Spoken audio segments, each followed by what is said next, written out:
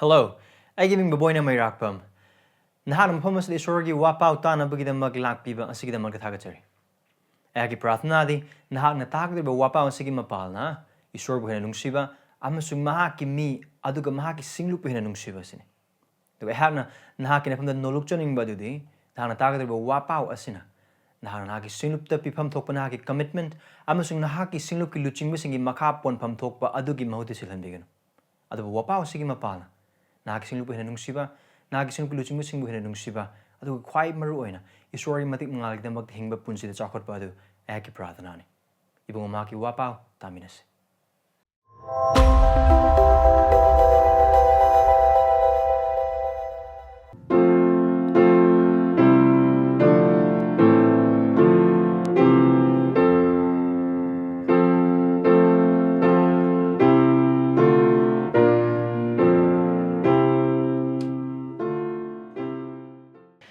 Eakluna sagi Bible sing adu Mark panu taraga humdoi pada taraga marida kina kun humdoi da hangdokpi.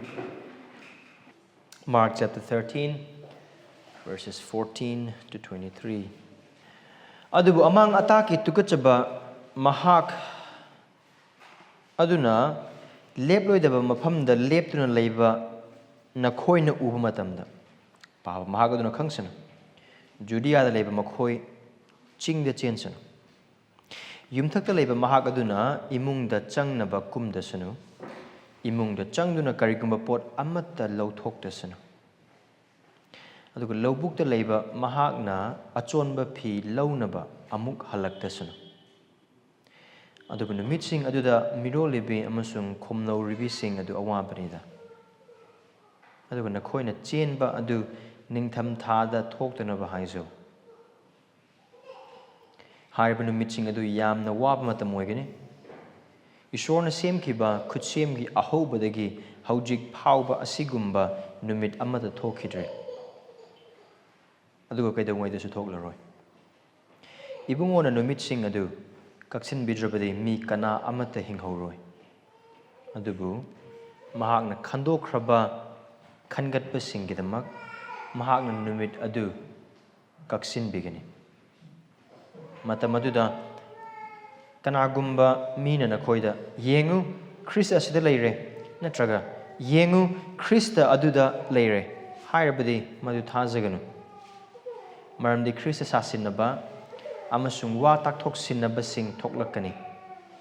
khudam sing amasung angakpa thabak sing utkani ngamlabadi khandokraba sing adu phauba seranana chingani cheksillu yengu aina pumna magasi mangjunana nakhoida haikrabani masi Esorgi wahei lu harbi Esorgi wahei asima ekhoina lumnamsung lun lobogdona ekhoi punsigi da makta thajduna losinse prathna tause Esorgi matengnis ipa Esor ekhoida nahakki wahei sigi mapana wangangbe Prabhu nahakki wahei sigi mapana ikhubu semgat piyu masung semdok piyu. Nahakki wahei sigi mapana singlup asibu semgat piyu aduga semdok piyu. Tana nabugidam ka nakong ikhudu pinabiyu, loksuna nabugidam ka thamoy ikhudu pinabiyu. Ipa Esor nahakki wahei sigi mapana ikhubu Nangonda hina thajaba hengat hanbiyu. Prabhu nahakki wahei bu hina khourangba damsung nahakki wahei khourangba sigi mapana. Nahakki wahai na kugi punsi bu semdok piba da Prabhu nahakki wahai singa simang ibong nahana kugi punsi da sinabi. Prabhu aruba nahakki wahai se khangjananaba wakhal tajananaba nahakki thawai singbi akan bathabu da subi. Thawjal marang kai na pinabi. Ekhoi amambu mateng pangbi. Ehak mateng pangbi. Prabhu nahakki wahai angakpa thawgal adu subi tawbi nahakki napamdagi nizari Jesu Christ gim ge nizari bani Amen Masing numit ekone pamya kraba jaga sing asdigi ekone khangmina be ba warol adu desilare achum amakhakta ngai ba warol ne one big idea one main idea Thajabasa nakhoibu kana amattana minamhandanaba cheksillu Christians, be on guard so that none will deceive you. Khana khangmina bagumna khana hojik leiribase Mark 13 ne Jisu Khrista na Jerusalem miningna sangdagi mi sing awai kum tawmunaba lorakana magi sebok sing adu tambinaba olive ki ching de leire leibak pokko numit ki numidang wairam gi matam adu ai da oiramba yai sigi matam se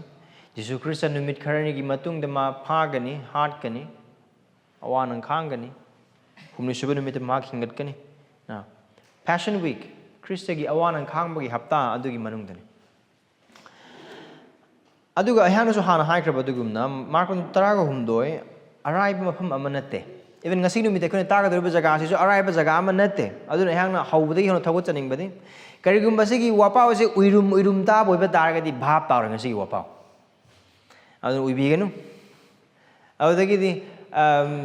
wakhal na ama aduga mit na ama aduga thaba karai adu main ta boi targa di bhap taroi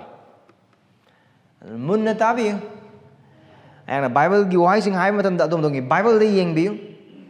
aduga wahai se bhap tanana bi dem ka note to mi sing na note adum to tawsan bi phazana man di note to ja phaba man concentration pi na bi dem ka wakhal na khana na bi dem aduga taba matam da wakhal charang khourangna ga tabi ki chambi ka rum charang wakhal sing leboi ba ta ga di prarthana to bi matam lo bi puning phatha bi aduga Esorgi wahai de loinam onsun bi aduga wakhal khan ba ga lona na tabi man sandura ka do bang sung sandong na tala ka do khuding mak sing se lui Esorgi wahai na mateng pangbi Esorgi thawai na mateng pangbi ni adu Esorgi thawai na mateng pangbi do sing do wahai si khourangba khangning ba amasung asigi ma paana punji hingning ba mi sing adu do khaktang mangna pangbi ni aduna uibi genu uine ba sona bi genu ui de ba mi sing ui ge to mi sing su khara ui han bi genu aduga munna tabi now ngasigi jaga ase aikoina changmina dring mang da ngasigi wahai sida changmina dring mang da again aikoina ningsingbada kana ba amasung text se bhap tab matam da mateng ogede hiram sing amuk hana ahak amuk hana hairake ihan han badi ahak na sumamang no margin high crisis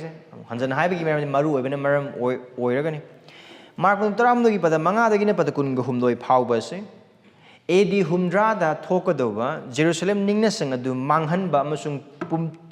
pumloi loisan ba adu phau ba da tholakado thodok sing aktene Khristana ma ki sebok sing sida hairus adu go Jisu Khristana mafam asida manga dagina sorry chapter 13 gi verse 5 dagina 23 phau da high crab khuding mak sing ase Khristana high bagi matung ina thokre na nasi mi asida so asigi jaga ase yengba matam du su hena aikoi makha ta dum uminira kani kramaina puwari da Khristana high crab sing se thokra bana haina haibada haibada chumbo iba targesu adu achummani aduda yet na maram kari amata leite verse 23 mayek sengna AD 70 phawbada temple destruction phawbada thokolo thodo khodi mo singadun adubu Khristana mafam asida hairiba wahai singse AD 70 phawba adudang loslaga atei singda kaya chanadaba or chanaroi da wahai singdi nate maru oin adugine adubu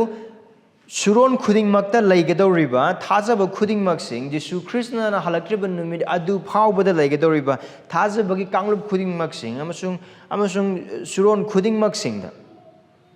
achumboy ram dai koina karigumba verse 5 thing matam yang poi bataga Jisu Khristana high crab khuding mak sing adu hojiki matam da thengnaba amasung thokpa thodok sing adu mak adum laitaba nate lai aduga AD humra phawbada Jerusalem gi temple adu loishan bagi amasung thugai bagi phawbada thokraba amasung adu tholokna bagi damak marak da thoiba kininga oba thodok sing amasung thawong khuding mak sing adu AD 70 gi temple destruction adu da ningna sang thugai ba adu da mato lom ga do ba amadi natte ningna sang thugai ba adu gi mamang thobo thodok khuding mak sing adu Jisu Khristana aniraksuna lakpa matamda mahakpu yadaba misingi mathakta thokadoba pumloi loiba taibangpal apumbagi oiba awanam amasung yaumachagi wayenba adubu bhap tabada mateng pangba mami singni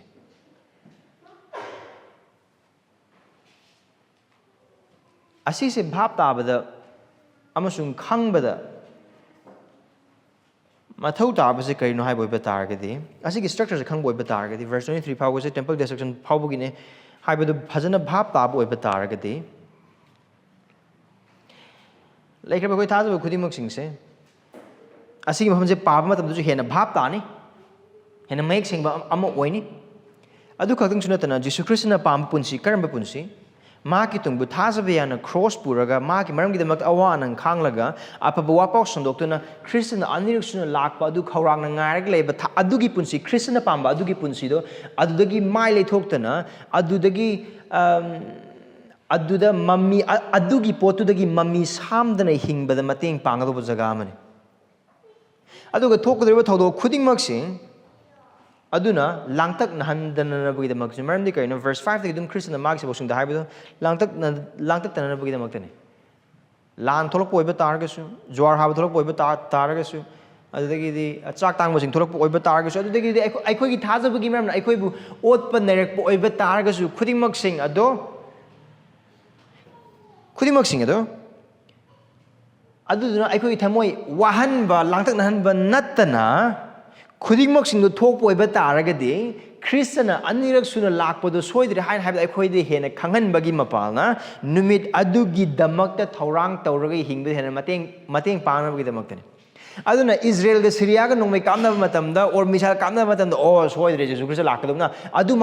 adumaina mipaidana bagi damaktani mamni Khristana haikibdu kaino haiba khudingmak sing do aroiba natte adu aroiba adugi ahubane aduna Jesu Christ na magi sebok singi damak adu aikoi gi damakta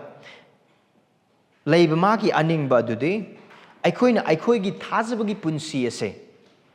tingak maingak nahandana hingba punsi aduna to live a life without distraction from all of this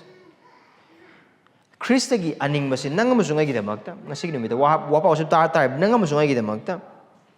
mahangna pamba se aikoi gi thajabagi punsi ase mitpham chumna khongpham chetna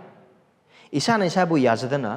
isage cross puraga apaba wapau sandoktuna Christagi hallakpa dubu asaga loinana ngaiba Christian sing oibadu magi apamani Christ's will for us today back then for his disciples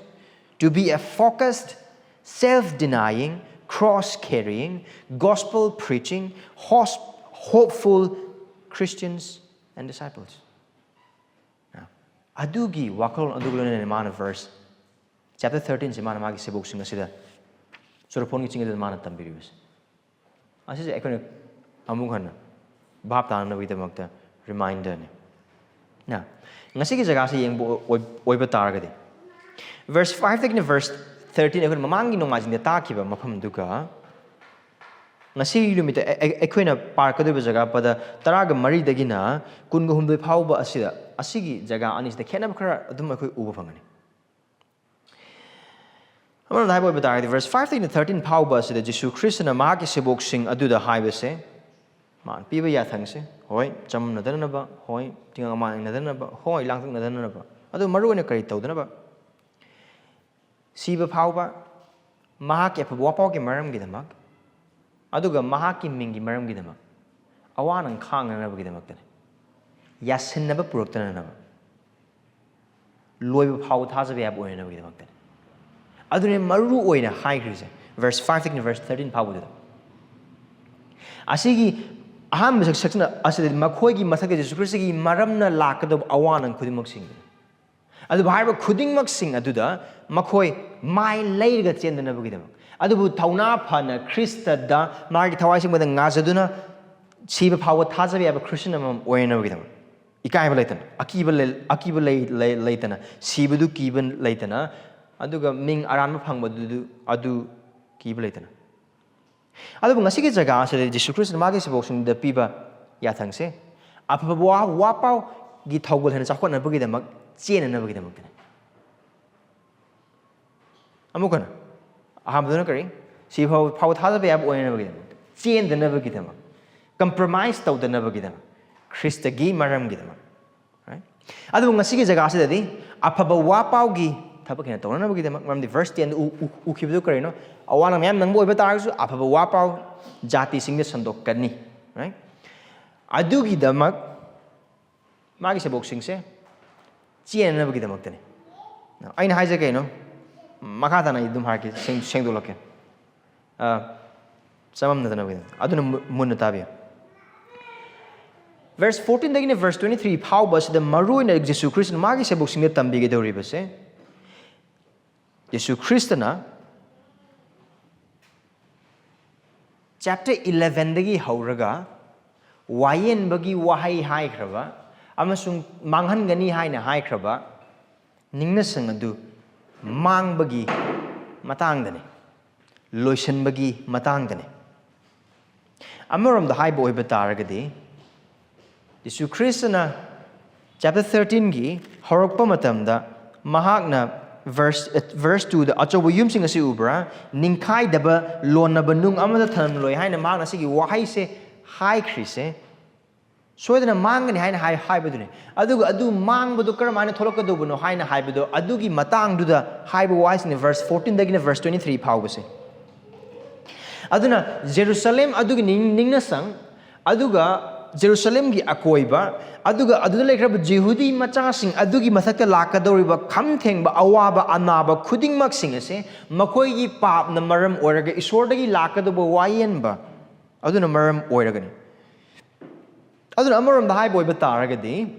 verse 14 ꯐꯥꯎꯕ ꯑꯁꯤꯗ ꯊꯣꯛꯀꯗꯧꯕ ꯑꯋꯥ ꯑꯅꯪ ꯈꯨꯗꯤꯡꯃꯛꯁꯤꯡ ꯑꯁꯤꯒꯤ ꯑꯋꯥ ꯑꯅꯪ ꯈꯥꯡꯒꯗꯧꯔꯤꯕ ꯈꯨꯗꯤꯡꯃꯛꯁꯤꯡ ꯑꯁꯦ ꯑꯐꯕ ꯋꯥꯄꯥꯎꯒꯤ ꯃꯔꯝꯒꯤꯗꯃꯛꯇ ꯅꯠꯇꯦ ꯑꯐꯕ ꯋꯥꯄꯥꯎ ꯁꯟꯗꯣꯛꯎꯕꯒꯤ ꯃꯔꯝꯅꯁꯨ ꯑꯣꯏꯔꯣꯏ ꯑꯗꯨꯒ ꯑꯐꯕ ꯋꯥꯄꯥꯎꯒꯤꯗꯃꯛꯇ ꯆꯦꯠꯅ ꯂꯦꯞꯄꯒꯤ ꯃꯔꯝꯅ ꯊꯣꯛꯂꯛꯀꯗꯧꯕ ꯑꯃꯁꯨꯡ ꯊꯣꯛꯂꯛꯄ ꯊꯧꯗꯣꯛ ꯑꯃꯠꯇ ꯅꯠꯇꯦ ꯑꯗꯨꯕꯨ ꯖꯤꯎ ꯃꯆꯥꯁꯤꯡ ꯏꯁꯣꯔꯒꯤ ꯃꯤꯁꯤꯡꯅꯤ ꯍꯥꯏꯅ ꯍꯥꯏꯈ꯭ꯔꯕ ꯃꯤꯑꯣꯏ ꯈꯨꯗꯤꯡꯃꯛꯁꯤꯡ ꯑꯁꯤꯅ ꯏꯁꯣꯔꯒꯤ ꯃꯥꯌꯣꯛꯇ ꯇꯧꯈ꯭ꯔꯕ ꯄꯥꯞꯁꯤꯡ ꯑꯗꯨꯅ ꯃꯔꯝ ꯑꯣꯏꯔꯒ ꯃꯈꯣꯏꯒꯤ ꯃꯊꯛꯇ ꯁꯣꯏꯗꯅ ꯂꯥꯛꯂꯒꯗꯧꯕ ꯋꯥꯌꯦꯟꯕ ꯑꯃꯅꯤ ꯑꯗꯨꯅ ꯃꯔꯝ ꯑꯣꯏꯔꯒ ꯑꯗꯨꯒꯤ ꯑꯋꯥ ꯑꯅꯪ ꯑꯗꯨꯗ ꯁꯦꯕꯣꯛꯁꯤꯡ ꯑꯁꯤꯒꯤ ꯄꯨꯟꯁꯤ ꯄꯤꯈꯝꯅꯕꯗꯨ ꯈ꯭ꯔꯤꯁꯇꯒꯤ ꯑꯄꯥꯝꯕ ꯅꯠꯇꯦ ꯃꯔꯝꯗꯤ ꯑꯗꯨꯗ ꯃꯈꯣꯏꯒꯤ ꯄꯨꯟꯁꯤ ꯂꯣꯏꯁꯤꯟꯕꯗꯨ ꯈ꯭ꯔꯤꯁꯇꯒꯤ ꯑꯅꯤꯡꯕ ꯅꯠꯇꯦ ꯈ꯭ꯔꯤꯁꯇꯒꯤ ꯑꯅꯤꯡꯕꯗꯤ ꯑꯗꯨꯒꯤ ꯑꯋꯥ ꯑꯅꯪ ꯑꯗꯨꯗꯒꯤ ꯃꯈꯣꯏ ꯂꯥꯞꯅ ꯆꯦꯜꯂꯒ ꯃꯈꯣꯏꯒꯤ ꯄꯨꯟꯁꯤ ꯀꯟꯖꯔꯒ ꯑꯗꯨꯗꯒꯤ ꯍꯦꯟꯅ ꯆꯥꯎꯕ ꯍꯦꯟꯅ ꯐꯕ ꯃꯔꯝ ꯀꯔꯤ verse 10 ꯑꯐꯕ ꯋꯥꯄꯥꯎ ꯁꯟꯗꯣꯛꯄꯒꯤ ꯊꯕꯛꯇꯣ ꯑꯗꯨ ꯍꯦꯟꯅ ꯈꯨꯃꯥꯡ ꯆꯥꯎꯁꯟꯅꯅꯕꯒꯤꯗꯃꯛꯇꯅꯤ ꯃꯔꯝꯗꯤ ꯍꯥꯏꯔꯤꯕ ꯁꯦꯕꯣꯛꯁꯤꯡ ꯑꯁꯤꯅ ꯃꯈꯣꯏꯅ ꯃꯌꯦꯛ ꯁꯦꯡꯅ ꯈꯪꯕꯁꯦ ꯀꯩꯅꯣ ꯈ꯭ꯔꯤꯁꯇꯒꯤ ꯑꯄꯥꯝꯕꯗꯣ ꯑꯐꯕ ꯋꯥꯄꯥꯎ ꯁꯟꯗꯣꯛꯄꯅꯦ ꯑꯗꯨꯅ ꯖꯦꯔꯨꯁꯥꯂꯦꯝꯗꯒꯤ ꯆꯦꯟꯊꯣꯛꯈꯤꯕ ꯑꯣꯏꯕ ꯇꯥꯔꯒꯁꯨ ꯃꯈꯣꯏꯅ ꯂꯩꯕ ꯃꯐꯝ ꯈꯨꯗꯤꯡꯃꯛꯇ ꯑꯐꯕ ꯋꯥꯄꯥꯎ ꯁꯟꯗꯣꯛꯄꯒꯤ ꯊꯕꯛ ꯑꯗꯨ ꯃꯈꯣꯏ ꯇꯧꯒꯅꯤ ꯑꯗꯨꯕꯨ ꯆꯦꯟꯊꯣꯛꯇꯕꯤꯗ ꯖꯦꯔꯨꯁꯥꯂꯦꯝꯗ ꯑꯗꯨꯝ ꯂꯩꯕ ꯑꯣꯏꯕ ꯇꯥꯔꯒꯗꯤ ꯍꯥꯏꯔꯤꯕ ꯏꯁꯣꯔ ꯈꯪꯗꯕ ꯃꯤꯁꯤꯡ ꯑꯁꯤ ꯁꯤꯕ ꯃꯇꯝꯗ ꯃꯣꯏꯁꯨ ꯂꯣꯏꯅꯃꯛ ꯁꯤꯅꯤ ꯑꯗꯨ ꯈ꯭ꯔꯤꯁꯇꯅ ꯃꯣꯏꯒꯤ ꯄꯨꯟꯁꯤꯗꯒꯤ ꯄꯥꯝꯗꯦ ꯑꯗꯨꯅ ꯍꯥꯏꯔꯤꯕ ꯍꯤꯔꯝ ꯈꯨꯗꯤꯡꯃꯛꯁꯤꯡ ꯑꯁꯤꯅ ꯃꯔꯝ ꯑꯣꯏꯔꯒꯅꯤ ꯖꯤꯁꯨ ꯈ꯭ꯔꯤꯁꯇꯅ ꯃꯍꯥꯛꯀꯤ ꯁꯦꯕꯣꯛꯁꯤꯡ ꯑꯁꯤꯗ ꯖꯦꯔꯨꯁꯥꯂꯦꯝꯗꯒꯤ ꯆꯦꯟꯅꯅꯕꯒꯤꯗꯃꯛꯇ ꯃꯍꯥꯛꯅ ꯄꯤꯔꯤꯕ ꯌꯥꯊꯪꯁꯦ ꯀꯔꯤ ꯇꯧꯕ ꯃꯇꯝꯗ ꯃꯥꯅ ꯊꯣꯛꯀꯅꯤ ꯍꯥꯏꯕ ꯊꯕꯛꯁꯤꯡ ꯊꯣꯛꯄ ꯃꯇꯝꯗ verse 14 ꯑꯩꯈꯣই ꯑꯗꯨꯝ ꯌꯦꯡꯃꯤꯟꯅꯔꯛꯀꯅꯤ ꯑꯗꯨꯒ ꯖꯤꯁꯨ ꯈ꯭ꯔꯤꯁꯇꯅ ꯃꯥꯒꯤ ꯁꯦꯕꯣꯛꯁꯤꯡꯗꯒꯤ ꯄꯥꯝꯕꯁꯦ ꯃꯇꯝꯗꯨꯗ ꯂꯩꯔꯝꯕ ꯖꯤꯎ ꯃꯆꯥꯁꯤꯡ ꯖꯦꯔꯨꯁꯥꯂꯦꯝꯗ ꯑꯃꯁꯨꯡ ꯖꯦꯔꯨꯁꯥꯂꯦꯝꯒꯤ ꯅꯤꯡꯅꯁꯪ ꯑꯗꯨꯗ ꯃꯈꯣꯏ ꯃꯁꯥꯕꯨ ꯀꯟꯖꯅꯕꯒꯤꯗꯃꯛ ꯆꯦꯟꯁꯤꯜꯂꯛꯄ ꯃꯤꯁꯤꯡ ꯑꯗꯨꯒꯨꯝꯅ ꯑꯣꯏꯕ ꯄꯥꯝꯗꯦ ꯑꯗꯨꯕꯨ ꯖꯤꯁꯨ ꯈ꯭ꯔꯤꯁꯇꯅ ꯃꯐꯝ ꯑꯁꯤꯗ ꯍꯥꯏꯔꯤꯕ ꯋꯥꯍꯩꯁꯤ ꯃꯈꯣꯏꯒꯤ ꯊꯃꯣꯏꯗ ꯆꯦꯟꯅ ꯊꯝꯃꯒ ꯑꯗꯨ ꯇꯥꯔꯒ ꯑꯁꯤ ꯃꯥꯅ ꯊꯣꯛꯂꯛꯀꯅꯤ ꯍꯥꯏꯕ ꯊꯧꯗꯣꯛꯁꯦ ꯍꯦꯛ ꯊꯣꯛꯂꯛꯄꯒ ꯖꯦꯔꯨꯁꯥꯂꯦꯝꯗꯨ ꯂꯣꯏꯅꯃꯛ ꯊꯥꯗꯣꯛꯑꯃꯒ ꯆꯦꯟꯕꯗꯨ ꯃꯍꯥꯛꯀꯤ ꯑꯄꯥꯝꯕꯅꯤ ꯃꯍꯥꯛꯀꯤ ꯍꯥꯏꯕꯤꯅ ꯃꯍꯥꯛꯀꯤ ꯑꯄꯥꯝꯕꯅꯤ ꯑꯗꯨꯈꯛꯀꯤ ꯃꯄꯥꯜꯅ ꯃꯈꯣꯏ ꯄꯨꯟꯁꯤ ꯀꯟꯖꯒꯅꯤ ꯑꯗꯨꯒ ꯃꯈꯣꯏ ꯀꯟꯖꯔꯕ ꯄꯨꯟꯁꯤ ꯑꯗꯨ ꯑꯐꯕ ꯋꯥꯄꯥꯎꯒꯤ ꯊꯧꯒꯜꯒꯤꯗꯃꯛꯇ ꯁꯤꯖꯤꯟꯅꯒꯅꯤ ꯑꯃꯔꯣꯝꯗ ꯍꯥꯏꯕ ꯑꯣꯏꯕ ꯇꯥꯔꯒꯗꯤ ꯑꯃꯨꯛ ꯍꯟꯅ verse 10 ꯍꯥꯏꯈ꯭ꯔꯕ ꯑꯐꯕ ꯋꯥꯄꯥꯎ ꯑꯗꯨ ꯖꯥꯇꯤ ꯄꯨꯝꯅꯃꯛꯇ ꯍꯥꯟꯅ ꯁꯟꯗꯣꯛꯀꯅꯤ ꯍꯥꯏꯅ ꯍꯥꯏꯕꯗꯨ ꯊꯨꯡꯅꯅꯕꯒꯤꯗꯃꯛꯇꯅꯤ ꯑꯗꯨꯅ ꯌꯥꯝꯅ ꯃꯌꯦꯛ ꯁꯦꯡꯁꯦ ꯖꯤꯁꯨ ꯈ꯭ꯔꯤꯁꯇꯅ ꯃꯐꯝ ꯑꯁꯤꯗ ꯍꯥꯏꯔꯤꯁꯦ ꯑꯐꯕ ꯋꯥꯄꯥꯎꯒꯤ ꯃꯔꯝꯒꯤꯗꯃꯛ ꯈ꯭ꯔꯤꯁꯇꯒꯤ ꯃꯤꯡꯒꯤ ꯃꯔꯝꯒꯤꯗꯃꯛ ꯃꯈꯣꯏꯅ ꯊꯦꯡꯅꯒꯗꯧꯕ ꯏꯃꯨꯡ ꯃꯅꯨꯡꯗꯒꯤ ꯁꯔꯀꯥꯔꯗꯒꯤ ꯅꯤꯡꯊꯧꯁꯤꯡꯗꯒꯤ ꯑꯗꯨꯒ ꯏꯚꯟ ꯂꯦꯞꯄ ꯃꯇꯝꯗꯁꯨ ꯁꯦꯟꯍꯦꯗ꯭ꯔꯤꯟꯁꯤꯡ ꯃꯥꯡ ꯂꯦꯞꯄ ꯃꯇꯝꯗꯁꯨ ꯑꯐꯕ ꯋꯥꯄꯥꯎ ꯑꯗꯨꯒꯤ ꯃꯔꯝꯒꯤꯗꯃꯛꯇ ꯃꯈꯣꯏ ꯈꯨꯗꯤꯡꯃꯛꯁꯤꯅ ꯃꯈꯣꯏ ꯄꯨꯟꯁꯤꯒꯤ ꯃꯊꯛꯇ ꯂꯥꯛꯄ ꯃꯇꯝꯗ ꯀꯝꯄ꯭ꯔꯣꯃꯥꯏꯁ ꯇꯧꯅꯕ ꯅꯠꯇꯦ ꯀꯤꯊꯨ ꯀꯤꯔꯝ ꯇꯧꯔꯒ ꯍꯤꯡꯅꯕ ꯅꯠꯇꯦ ꯑꯗꯨꯒ ꯌꯥꯅꯕ ꯂꯤꯟꯁꯨ ꯁꯤꯕ ꯖꯩꯁꯨ ꯇꯦꯛꯇꯕ ꯑꯗꯨꯒꯤ ꯄꯨꯟꯁꯤ ꯍꯤꯡꯅꯕ ꯅꯠꯇꯦ ꯍꯥꯏꯔꯤꯁꯦ ꯅꯠꯇꯦ ꯑꯁꯤꯒꯤ ꯖꯒꯥꯁꯤꯗ ꯃꯔꯨ ꯑꯣꯏꯅ ꯍꯥꯏꯔꯤꯁꯦ ꯑꯐꯕ ꯋꯥꯄꯥꯎꯒꯤꯗꯃꯛꯇ ꯖꯦꯔꯨꯁꯥꯂꯦꯝꯗ ꯑꯋꯥꯅꯪ ꯈꯥꯡꯕ ꯑꯗꯨ ꯑꯣꯏꯗꯕ ꯃꯇꯝꯗ ꯑꯇꯣꯞꯄ ꯃꯐꯝꯗ ꯆꯠꯇꯨꯅ ꯑꯐꯕ ꯋꯥꯄꯥꯎꯗꯨꯒꯤ ꯃꯔꯝꯒꯤꯗꯃꯛꯇ ꯑꯋꯥꯅꯪ ꯈꯥꯡꯅꯕꯒꯤꯗꯃꯛꯇꯅꯤ ꯑꯐꯕ ꯋꯥꯄꯥꯎꯒꯤ ꯊꯧꯒꯜ ꯑꯗꯨ ꯇꯧꯅꯅꯕꯒꯤꯗꯃꯛꯇꯅꯤ ꯑꯗꯨꯅ ꯃꯌꯦꯛ ꯌꯥꯝꯅ ꯁꯦꯡꯁꯤ Khristana mafam asida hai rise sebok sing makoi punji compromise au haibna te apa wapok maram gidama maram di kari dam ton haib oi batar gadi Khristana aning bam sunga pam ma tambi bagi matoina magi cross magi tungin ma sebok sing oi gida punsi do karino cross puduna masana masabu yazadana mamal tidun hingba punsi dun amrom da haib oi batar gadi ano bolen da bagi Christianity na amasung Jesus Christ magi sebok sing dam sung ekhoi da tambiri ba se Esorgi thawai sing bagi mapana apa wapau maram gidama awanang khangba awanang thengnaba aduga hairibadu siba phawa thajabiana thengnaba adune asida mayek seng hanai khal section ani sigi khetnaba amana apa wapau gidamakta lepnaba amana apa wapau gi maram gidamak chenanaba adugi thawul adugi gidamakta adun verse 14 ni yengse adubu amang ataki tukachaba mahak aduna leplodaba mafamda leptuna leiba nakhoin uba matamda baba mahak aduna khangsam juda da leiba makhoi chingda chensano now Khristana mafam asida haiba wahise kana gi matang no amang ataki tukachaba or English the abomination of desolation Karino asigi wahei se na amang ataki tukachaba haina haiba wahei se ari bolem nabagi larik Daniel degi season of wahei Daniel pandut mapan pada kun gatare Daniel pandut taraga mathoi pada kun traga mathoi Daniel pandut taraga ni thoi pada tara mathoi da uba phang wahei man season of wahei man amar dai obe targa di Esorgi thawaina Daniel season of biduna asigi amang ataki tukachaba gi matang da hana prophesy tokre hana haikre na kaino si amang ataki tukachaba haina adu wahai thugaraga bhap tana batose amang ataki tukachaba thabakhar tawna maram oraga makhoi mathakta lakpa amang ata ko amram dhaiba oiba targa de kaino amang ataki tukachaba se Esorgi wahai Esorgi ya thang amasung Esorna asengba oina thamkraba mafam adubu mangthokhanbana maram oraga aduna maram oraga lakpa amangba atakpa adugi matangane so yamna mayek sengse amang ataki tukachaba se Jesus Christ Muhammad season every wise Daniel de Daniel 9:11 amasung 12 da uba phang adu hairiba Daniel na haikraba wahai thokani haina haikraba wahai se asigo mi ma lakani haina haibagi wahai se ariba walna bagi matamda BC Christ pokni mamang chahi 167 or 168 aduaida Antiochus Epiphanes koba ningthom amagi punsida adu thungba oigra mana kaidoga haina haiba oiba targadi mana ningsinggi mafam adu changlalaga adu da Jews ki murti ma linkhatlaga adu da tongan makhal gi oiba irapor ki thabak sing toy adu irapor ki katpa matam adu da ok phawa yauna adu ga Bible de yakraba asengba natte ba sa sing do katpa gi mapala Esorgi ningna sang adu mangthokpa gi thabak adu toy adu na Daniel 9:11 amasung 12 da hana prophesy tokraba asigi amang ataki tukachaba asigi mioi ase AD 167 adu da haiba nupa Antiochus Epiphanes haiba nupa asida thung ni haina lono khangnaba amani haiba se Maccabean era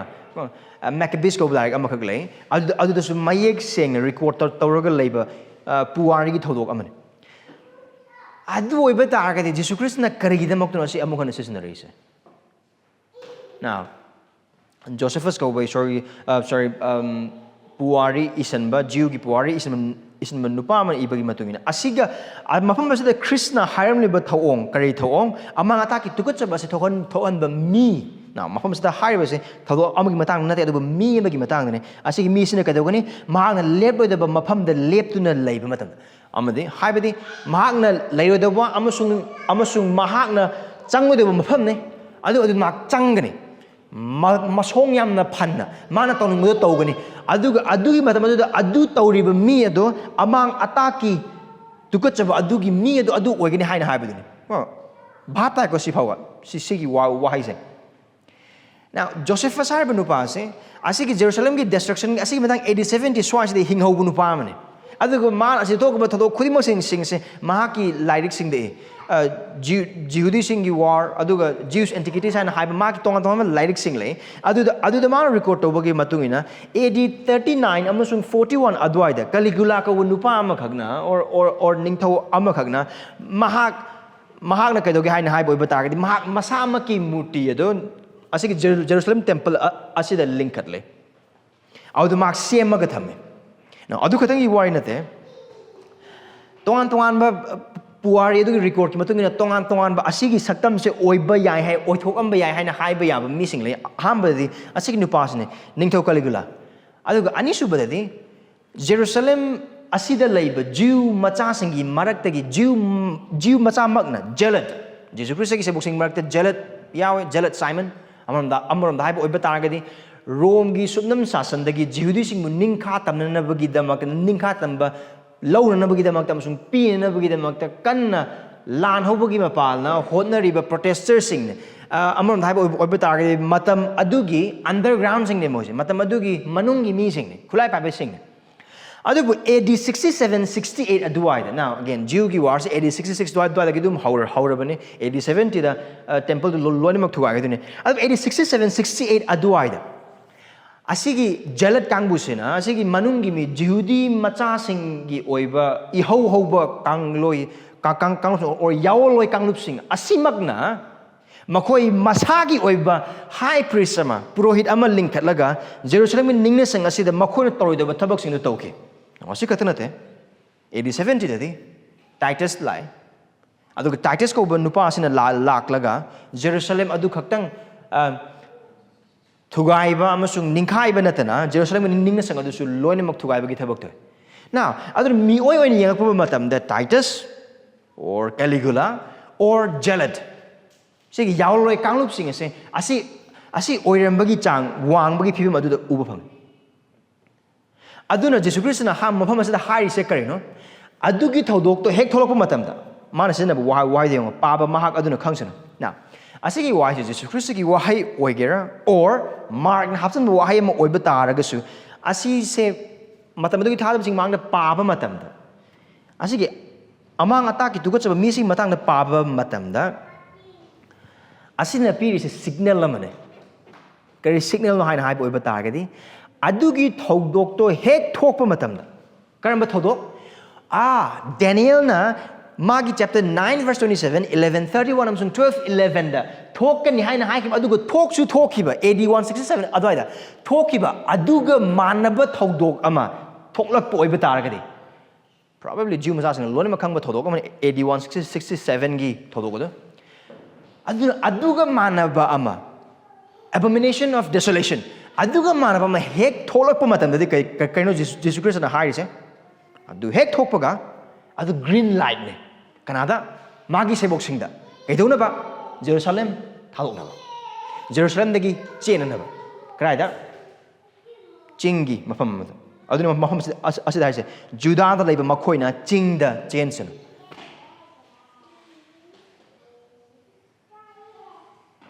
ꯃꯐꯝ ꯑꯁꯤꯗ ꯁꯦꯕꯣꯛꯁꯤꯡ ꯑꯁꯤꯅ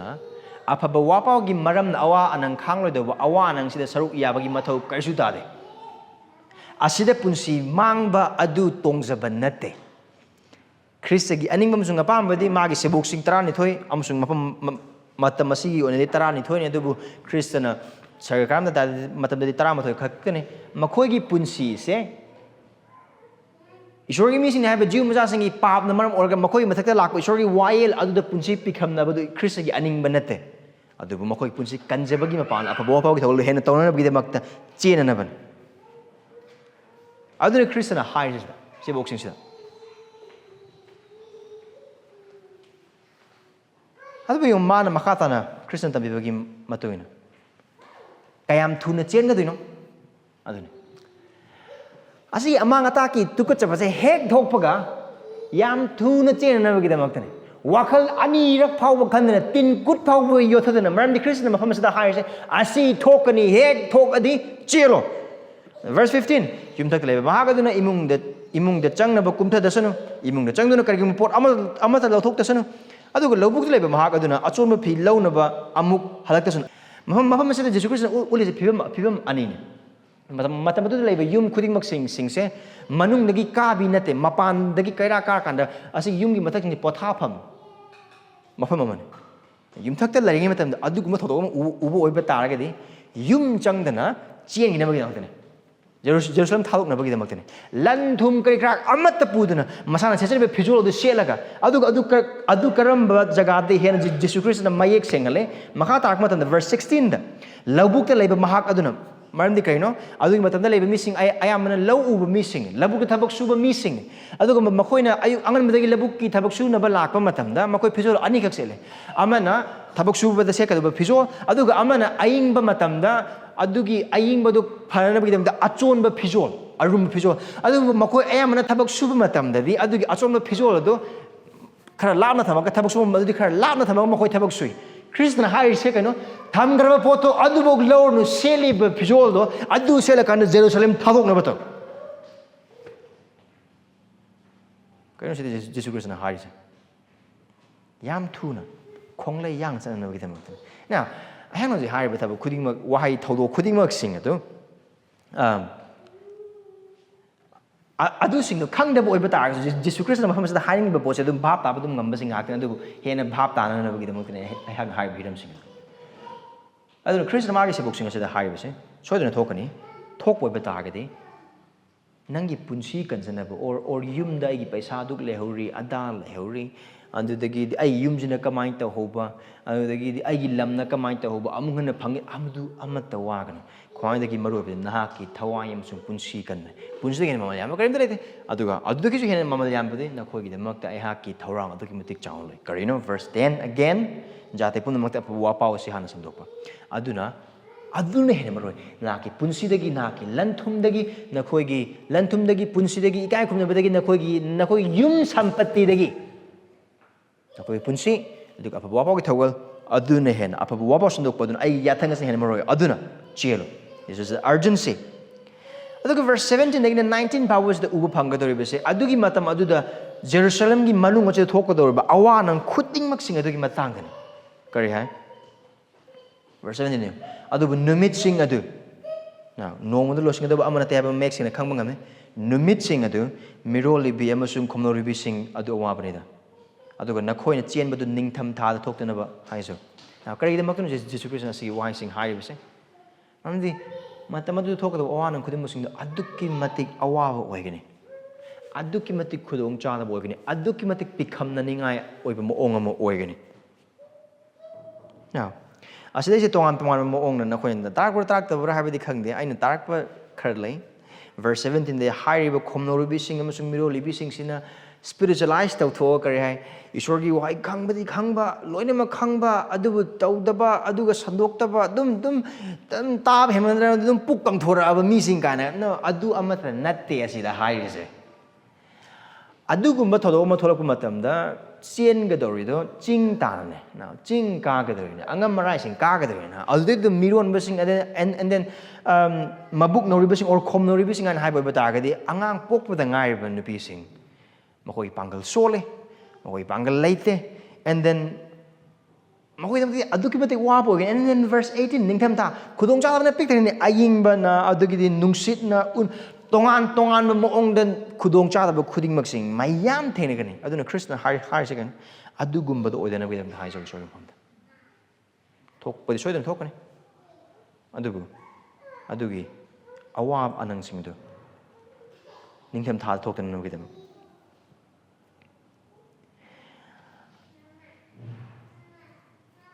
maramdi mafam asida Jisu Khristana haibagi matungina Jerusalem da amasung asigi ningna sing asida tholokador khuding maksing ase Esorgi wayen ba adugi full force pok natri sil now sing magi asawba loina mak haithaba adumak phaw natri magi asawba mapung bhan haithaki ba der mafam ani da khaktane amana numit kharni gi matungda magi missing gi damakta cross matka sigidar machana pa Jisu Christ asida adu aniraksu badade har Christ asina aniraksuna laaga mabu yagdaba magi mayokto leiba apaba wapau gi yekna basing amsung saitan amsung magi khongmilam ni khudimak sing da haithagadauba adugi ani nattana Esorgi asauba adugi mapung pha haithaba du thok loi aduga makhoi thengreba chumi Esorgi asauba Esorgi wai mane aduga mapum oibdana te mapum oin haithadaba matamda asuki matik sathireba sinadi wakhal khalaga yengse kya matik sathigani Esorgi asauba du ai khoina phangboy ai khoi mathakda phangboy bitar or asigi sebok sing asina thengnabo oib bitar gadi. Then verse 19 again, verse 17 amasung 18 har matung verse 19 asi awa nang sigi matang hena amuk mayek sengale Jisu Khristana du haibu wahei dem harba numising adu yamna wa matam ogini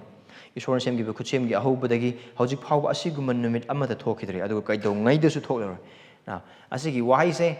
pab matamda lana bhap tagadu bhiramani khaklei amana kari o sigi thodok khudimuk se 87 de loire adu 87 de amuna thoro 87 de matung amuna thoro atop wakhal amana asigi thodokse hoji thokodobu natri tungda kona tholokadobani Jisu Khristana laktringai mamang adu thok na bhap tai adu Muhammad Jisu Khristana sisinare bo hai spiritualized targama ta hai binatte Muhammad isam samna sisinare bo hai se ana walep naba da khatana tana ari walep naba Jisu Esorgi thawagi mapana sinakra wai sing aktane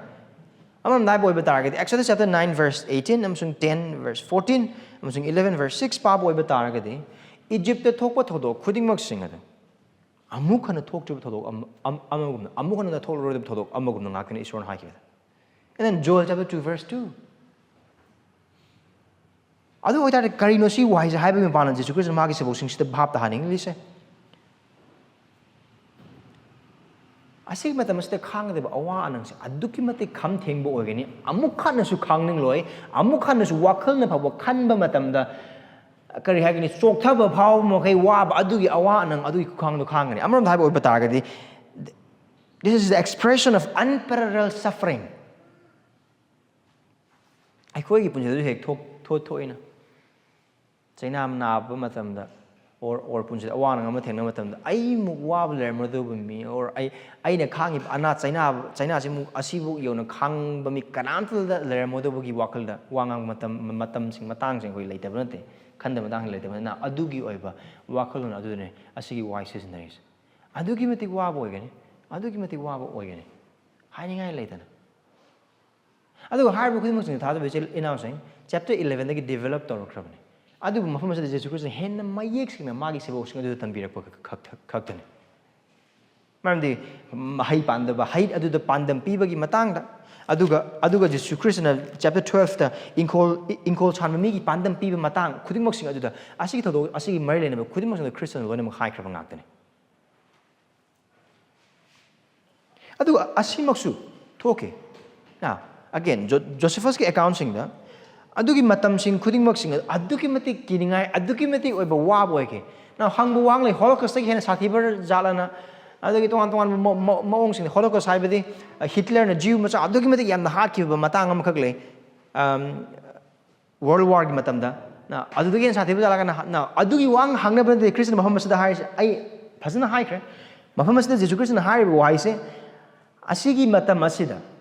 Jerusalem giningna sang thugai bagi matam da adu phawal thok khudimok sing da thok do awan khudimok sing adu ki mati kham thengna wa bo gini saru phangna wa ba awa bo ogini adu har adu mok chap chana loine mak thoki now Josephus na muk magi lyric adu isin ba masung puwari lyric adu isin bagi mapalna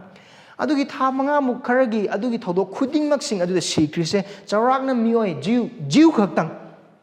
Jerusalem nang adu da chawrakna mioi lak tara muk ne aduga mioi lak tara mukto hatokpa sudum yawe now aina ba matam de thengna matam de kamai tawge haibo batargadi tongan mafam da sana gi oiba mafam sing lei aduga sana yan marang kai aduna jiu macha sing sina lotna ba haiwa sana sing do lotna ba honna ba matam da sana du moi chasal le aduga chasan ba adugumba mi sing do Syria gi mi sing na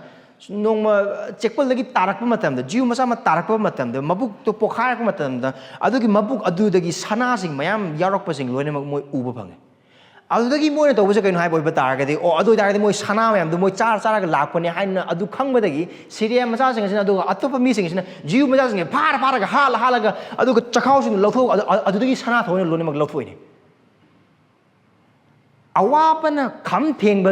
ꯃꯇꯝꯁꯤꯡꯅꯤ ꯑꯁꯤꯒꯤ ꯃꯇꯝ ꯑꯁꯤꯗ ꯆꯥꯛ ꯇꯥꯡꯕꯁꯨ ꯊꯣꯛꯑꯦ ꯆꯥꯕ ꯀꯔꯤꯝꯇ ꯐꯪꯗꯦ ꯇꯥꯏꯇꯁ ꯂꯥꯛꯑꯕ ꯃꯇꯨꯡꯗ ꯊꯣꯡꯁꯤꯡ ꯂꯣꯏꯅꯃꯛ ꯊꯤꯡꯖꯤꯟꯈꯤꯕꯅ ꯃꯔꯝ ꯑꯣꯏꯔꯀꯥꯟꯗ ꯃꯅꯨꯡꯗꯁꯨ ꯆꯪꯕ ꯌꯥꯗꯦ ꯃꯄꯥꯟꯗꯁꯨ ꯊꯣꯛꯂꯛꯄ ꯌꯥꯗꯦ ꯑꯗꯨꯅ ꯆꯥꯕ ꯑꯃꯠꯇ ꯐꯪꯗꯦ ꯆꯥꯛ ꯇꯥꯡꯕ ꯊꯣꯛꯑꯦ ꯑꯋꯥꯕꯒꯤ ꯑꯋꯥꯕ ꯉꯥꯛꯇꯅꯤ ꯍꯥꯠꯄ ꯈꯛꯇꯪ ꯅꯠꯇꯦ ꯑꯁꯤꯗ ꯊꯣꯛꯏꯁꯦ ꯑꯗꯨꯅ ꯀꯩꯗꯧꯒꯦ ꯍꯥꯏꯅ ꯍꯥꯏꯕ ꯑꯣꯏꯕ ꯇꯥꯔꯒꯗꯤ ꯆꯥꯅꯕ ꯂꯩꯔꯛꯇ꯭ꯔꯕꯅꯤꯅ ꯀꯩꯗꯧꯋꯦ ꯃꯈꯣꯏ ꯃꯁꯦꯜ ꯑꯃꯒ ꯆꯥꯅꯔꯛꯑꯦ ꯑꯦꯀꯥꯎꯟꯗꯨꯗꯤ ꯌꯥꯝꯅ ꯀꯤꯅꯤꯡꯉꯥꯏ ꯑꯣꯏꯕ ꯃꯑꯣꯡꯒꯤ ꯑꯦꯀꯥꯎꯟ ꯉꯥꯛꯇꯅꯤ ꯑꯗꯨꯗ ꯑꯩꯅ ꯊꯦꯡꯅꯕꯁꯤꯡꯗꯣ ꯆꯥꯅꯕ ꯂꯩꯇ꯭ꯔꯕꯅꯤꯅ ꯁꯨꯃꯥꯏꯅ ꯍꯥꯏꯒꯅꯤ ꯉꯁꯤꯒꯤ ꯅꯨꯃꯤꯠꯇꯗꯤ ꯑꯩꯒꯤ ꯏꯆꯥꯁꯦ ꯆꯥꯔꯁꯦ ꯑꯗꯨꯒ ꯑꯩꯒꯤ ꯏꯆꯥꯁꯦ ꯆꯥꯔꯒ ꯃꯊꯪꯗ ꯅꯪꯒꯤ ꯅꯆꯥꯗꯣ ꯆꯥꯁꯦ ꯑꯗꯨꯒꯤ ꯋꯥꯔꯤꯅꯦ ꯁꯥꯟꯅꯔꯤꯁꯦ ꯃꯅꯨꯡꯗ ꯑꯗꯨꯒ ꯑꯗꯨꯃꯛꯅꯤ ꯃꯣꯏꯅ ꯇꯧꯔꯤꯁꯦ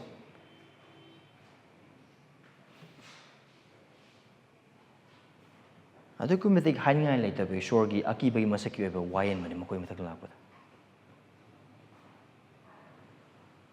ꯑꯗꯨꯒꯤ ꯃꯑꯣꯡ ꯑꯗꯨꯗꯅꯤ ꯈ꯭ꯔꯤꯁꯇꯅ ꯃꯐꯝ ꯑꯁꯤꯗ ꯍꯥꯏꯔꯤꯕꯁꯤ ꯍꯧꯖꯤꯛ ꯐꯥꯎꯕ ꯑꯁꯤꯒꯨꯝꯕ ꯅꯨꯃꯤꯠ ꯑꯃꯠꯇ ꯊꯣꯛꯈꯤꯗ꯭ꯔꯦ ꯑꯗꯨꯒ ꯀꯩꯗꯧꯉꯩꯗꯁꯨ ꯊꯣꯛꯂꯣꯏ ꯊꯥꯖꯕ ꯏꯆꯤꯜ ꯏꯅꯥꯎꯁꯤꯡ